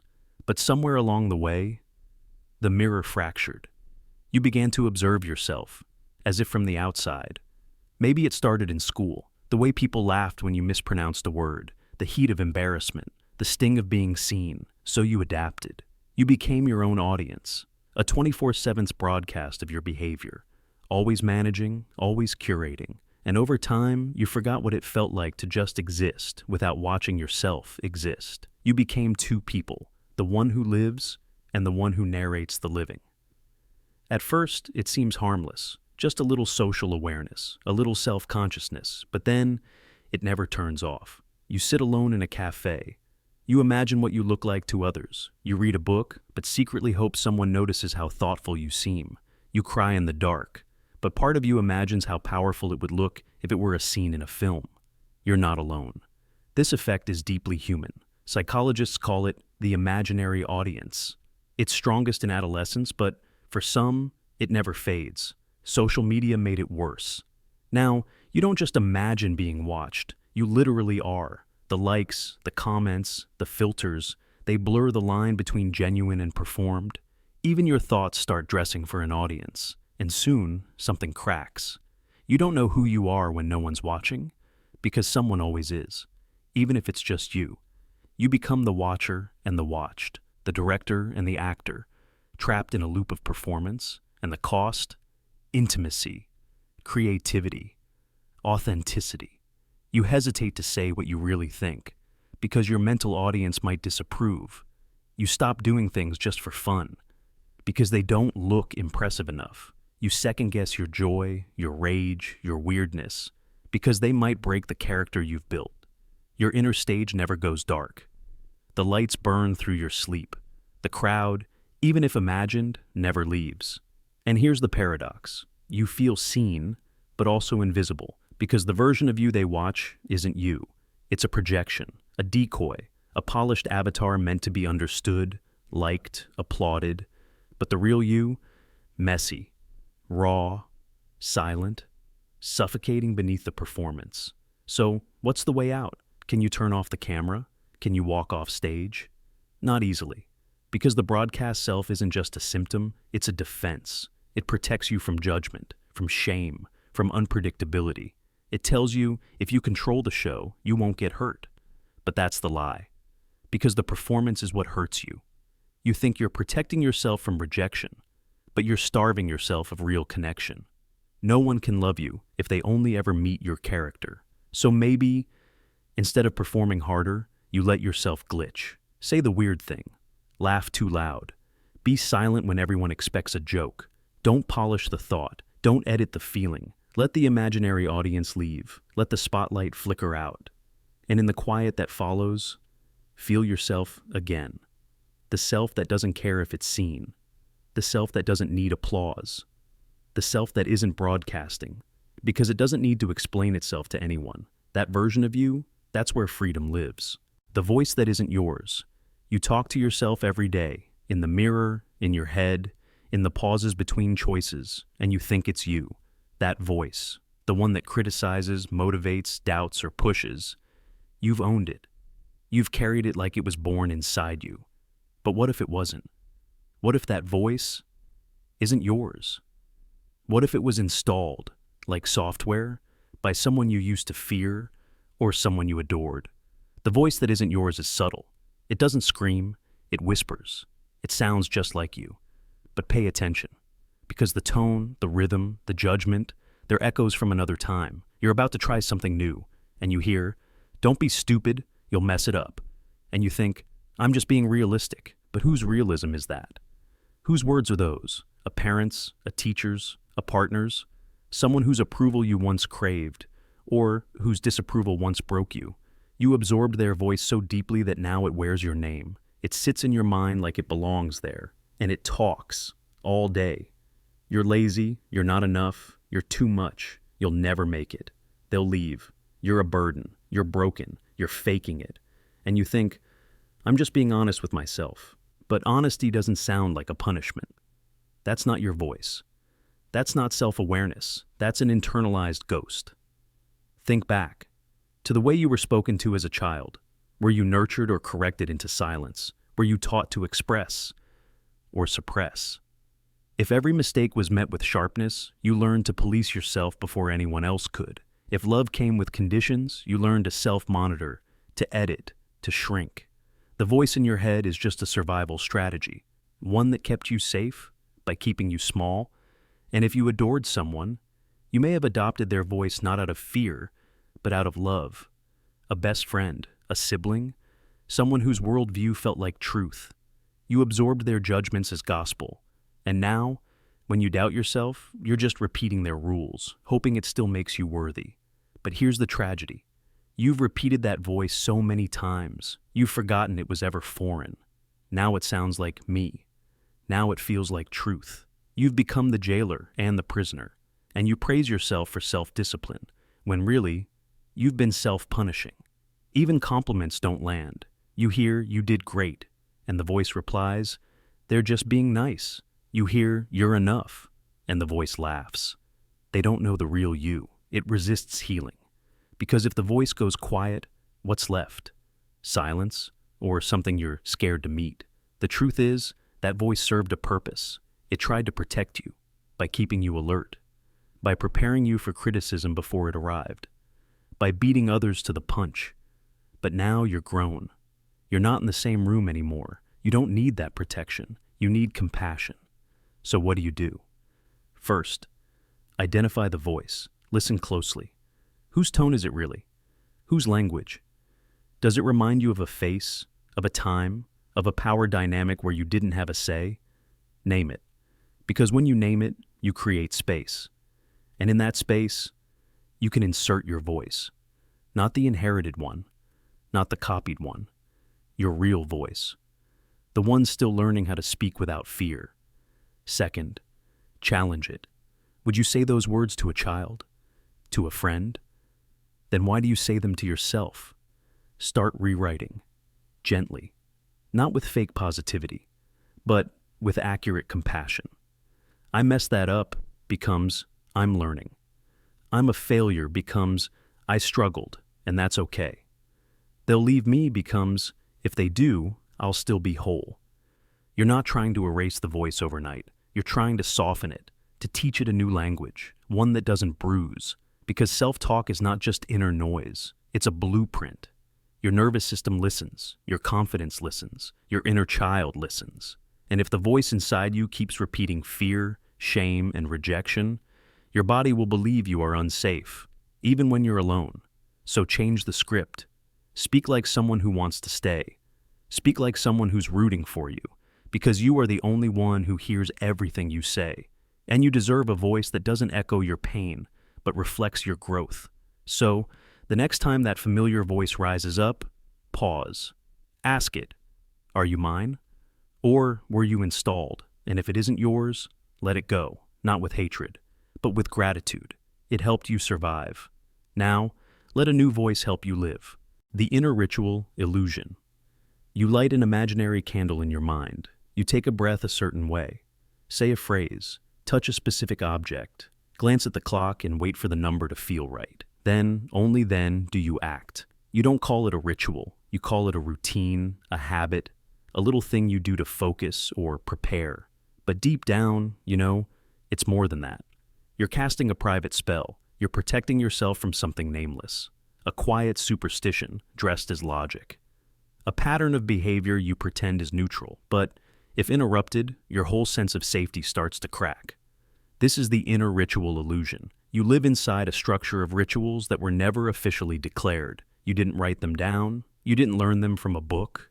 You built them out of fear, out of repetition, out of the need to believe that you are not at the mercy of chaos. Because chaos is unbearable. So instead you light imaginary candles. Maybe it's checking your phone one more time before bed. Maybe it's repeating a thought until it feels finished. Maybe it's arranging the pillows just right before sleep, or touching the doorknob twice before leaving. Maybe it's whispering something in your head before stepping on stage, or making that one perfect cup of coffee to start the day right. You don't believe in magic, but you do believe in this. You believe that if you skip the ritual, something will go wrong. You won't be as lucky. You won't be protected. You won't be okay. The human brain craves control, and when the world offers none, it invents it. Rituals become anchors in the storm, even the smallest ones, especially the ones no one else sees. But here's the painful truth. The protection was never real. You never needed to say that mantra, or tie those shoelaces just so, or wait for the right number on the clock. You did it to feel safe, but it never actually made you safe. It only made you feel less helpless, but the danger remained. And sometimes, despite the ritual, the bad things still happened. The silence still fell. The rejection still came. The luck still broke. And yet, you kept lighting that imaginary candle. Because the alternative, doing nothing, felt like surrender. You told yourself, at least I tried, but you weren't trying to win. You were trying to believe. Because without belief, there is only the raw edge of uncertainty. And that's where we begin to build. We build rituals out of pain, out of control, out of desperate, unspoken deals with the universe. If I do this thing, then nothing bad will happen. If I follow this pattern, I will stay afloat. But the universe doesn't care about your candles, or your steps, or your breath. It moves in its own rhythm, unaffected.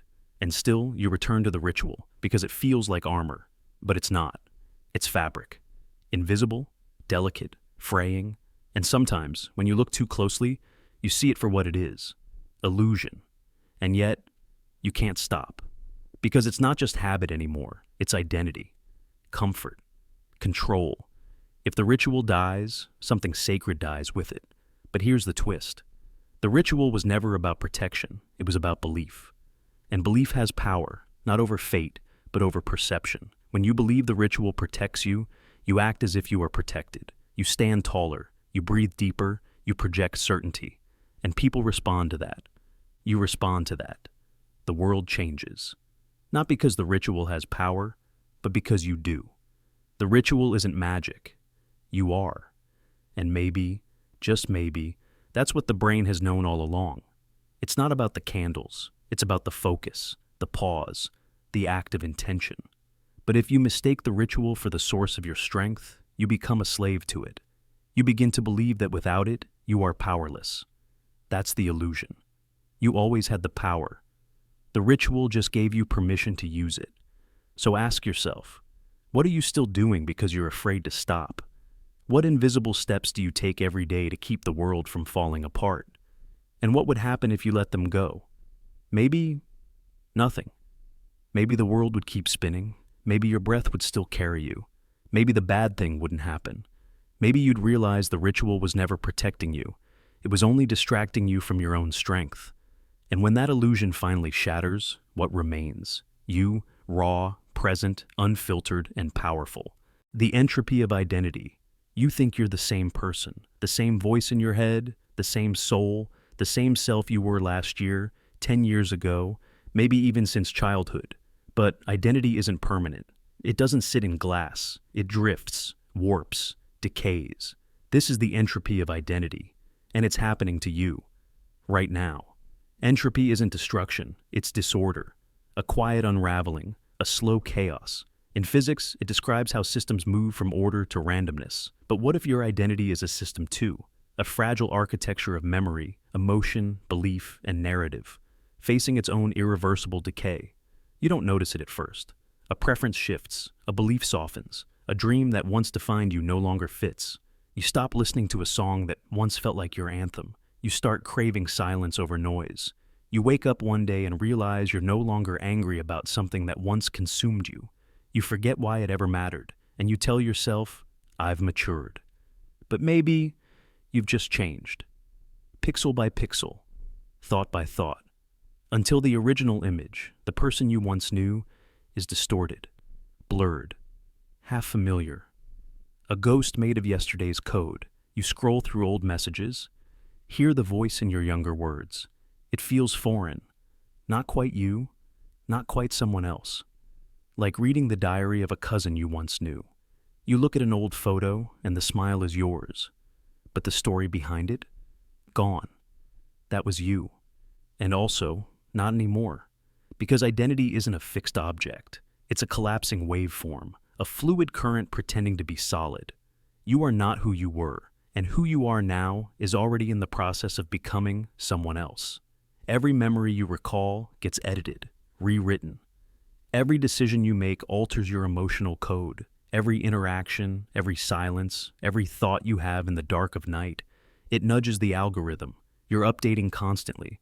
But unlike machines, you don't keep version numbers. You lose track. You convince yourself the software hasn't changed. It has. But the change is so slow, so quiet, so intimate. You call it stability. Let me ask you this. Have you ever read something you once wrote and couldn't understand how you felt that way? Have you ever defended an idea you now find absurd? Have you ever loved someone you can no longer access in your own heart? Entropy. Who you were is decomposing. And here's the terrifying part. You don't get to vote on which parts decay first. Maybe your optimism erodes before your discipline. Maybe your wonder fades before your curiosity. Maybe the fire you had as a child dims before your body ever ages. Identity doesn't ask permission to crumble. It follows its own physics. It unravels on its own timeline. And when it does, it leaves you stranded between versions of yourself. You're not the person you were, but you're not yet the person you're becoming. So you perform continuity. You stitch the versions together with phrases like, I've always been like this, or I've changed. But those are just stories, narratives to explain a system collapsing and rebuilding in real time. You say, this is just who I am. But maybe what you mean is, this is who I am, right now, until the next decay begins. This doesn't mean you're lost. It means you're alive. Because the entropy of identity is not a flaw. It's a law. It's the reason you evolve. The reason you can shed skin, survive trauma, outgrow pain. It's why you can become someone stronger, wiser, softer. It's why you don't have to be trapped in who you were. But it also means you're temporary. And that's what hurts. You will never meet the full, complete version of yourself. Because by the time you understand who you are, that version will already be fading. Understanding comes too late. Grasp it, and it's already gone. So what do? How do you live with a self that is always unraveling? You let go. You stop clinging to identity like it's permanent. You start treating it like a sketch. Unfinished, evolving, messy. You stop fearing change. You stop grieving the loss of old selves like death. and start honoring them like ancestors. They built this moment, but they're not needed forever. You become curious. Who am I becoming? What part of me is dying quietly right now? What new voice is rising that I haven't met yet? You stop being loyal to the outdated version of you, and you start becoming the next one with intention. Because you are not a final product. You are entropy in motion. And that's not a tragedy. That's your power. So next time you feel unstable, drifting, unfamiliar even to yourself, don't fight it. Watch the pixels change and keep becoming. The mirror theory of others. You think you hate them because of who they are, but maybe it's because of what they show you. What if every person you dislike is a mirror, not of your past, not of your values, but of the parts of yourself you haven't admitted exist? That's the mirror theory of others. It says, your reactions to people, especially the strong negative ones, may not be about them at all. They may be about you. The things you reject, the feelings you repress, the truth you're afraid to say out loud. You call someone arrogant, and maybe they are. But maybe you also resent your own inability to speak up, to take space, to own your worth. Maybe their loudness stabs at your silence. Their freedom mocks your fear. And so, your mind says, I hate them, because it's easier than saying, I wish I could be that brave. You say someone is fake. But maybe what you really see is the mask you wear. The one you've forgotten is even there. Their inauthenticity awakens your own, and the judgment becomes projection. You say someone is selfish. But maybe their selfishness triggers the ache of all the times you abandon your needs for approval. Their boundaries feel like betrayal because you never learned to draw your own. That's what makes the mirror theory so uncomfortable, because it asks you to look inward when everything in you wants to point outward. It doesn't mean everyone you dislike is just like you. It means the reaction you have is rarely just about them. We think we see people clearly, but we don't see others as they are. We see them as they affect us. We filter them through memory, insecurity, longing, and fear. And sometimes that reflection hurts because it shows us what we're not, what we've lost, or what we've buried so deep we've forgotten it was ever ours. You see someone full of rage and you feel disgusted, but maybe that disgust is hiding your own rage, the rage you've never let yourself express. You've convinced yourself you're calm, good, controlled. But what if that was just survival? What if their outburst feels threatening because it cracks your illusion? You see someone chasing attention, and you roll your eyes, but deep down, a forgotten part of you remembers how badly you wanted to be seen, and how you learned it was safer not to be. The mirror doesn't lie, but it also doesn't speak in words. It speaks in reactions, in irritation, in shame, in the stories you tell about others, especially the ones you tell without even realizing. Ask yourself, why does that person bother me so much? What exactly do I think they represent? And what if, just what if, I carry some of that in me too? This is not about blame. It's about responsibility. Because the moment you realize your anger might be a message from within, you stop being controlled by it. You begin to see other people not as villains, but as messengers, not as enemies, but as reflections. They hold up a mirror you didn't ask for, and you can either shatter it or look closer. It doesn't mean you have to like them. It doesn't mean their behavior is okay, but it means you can ask, why this person? Why this reaction? Why now? And sometimes the answer will sting, because we all carry shadows. Parts of ourselves we've labeled unacceptable, too loud, too sensitive, too selfish, too needy. So we exile those parts. And when we see them in someone else, we recoil, because they remind us of what we're trying so hard to hide. But here's the secret. Those rejected parts are still you. They're not your enemy. They're your key. The people who trigger you most might be the ones who reveal the path back to wholeness. Because once you stop rejecting those parts, you stop needing to reject the people who carry them. You can say, yes, I see that trait, and yes, I felt it too. I don't have to act on it. But I don't have to hate it either. That's the liberation the mirror can offer. Not comfort, not ego, but clarity. The chance to reclaim the parts of you you've abandoned. So, next time someone irritates you, pause. Not to shame yourself, but to ask, what part of me is being reflected right now? And what would happen if I stopped running from it?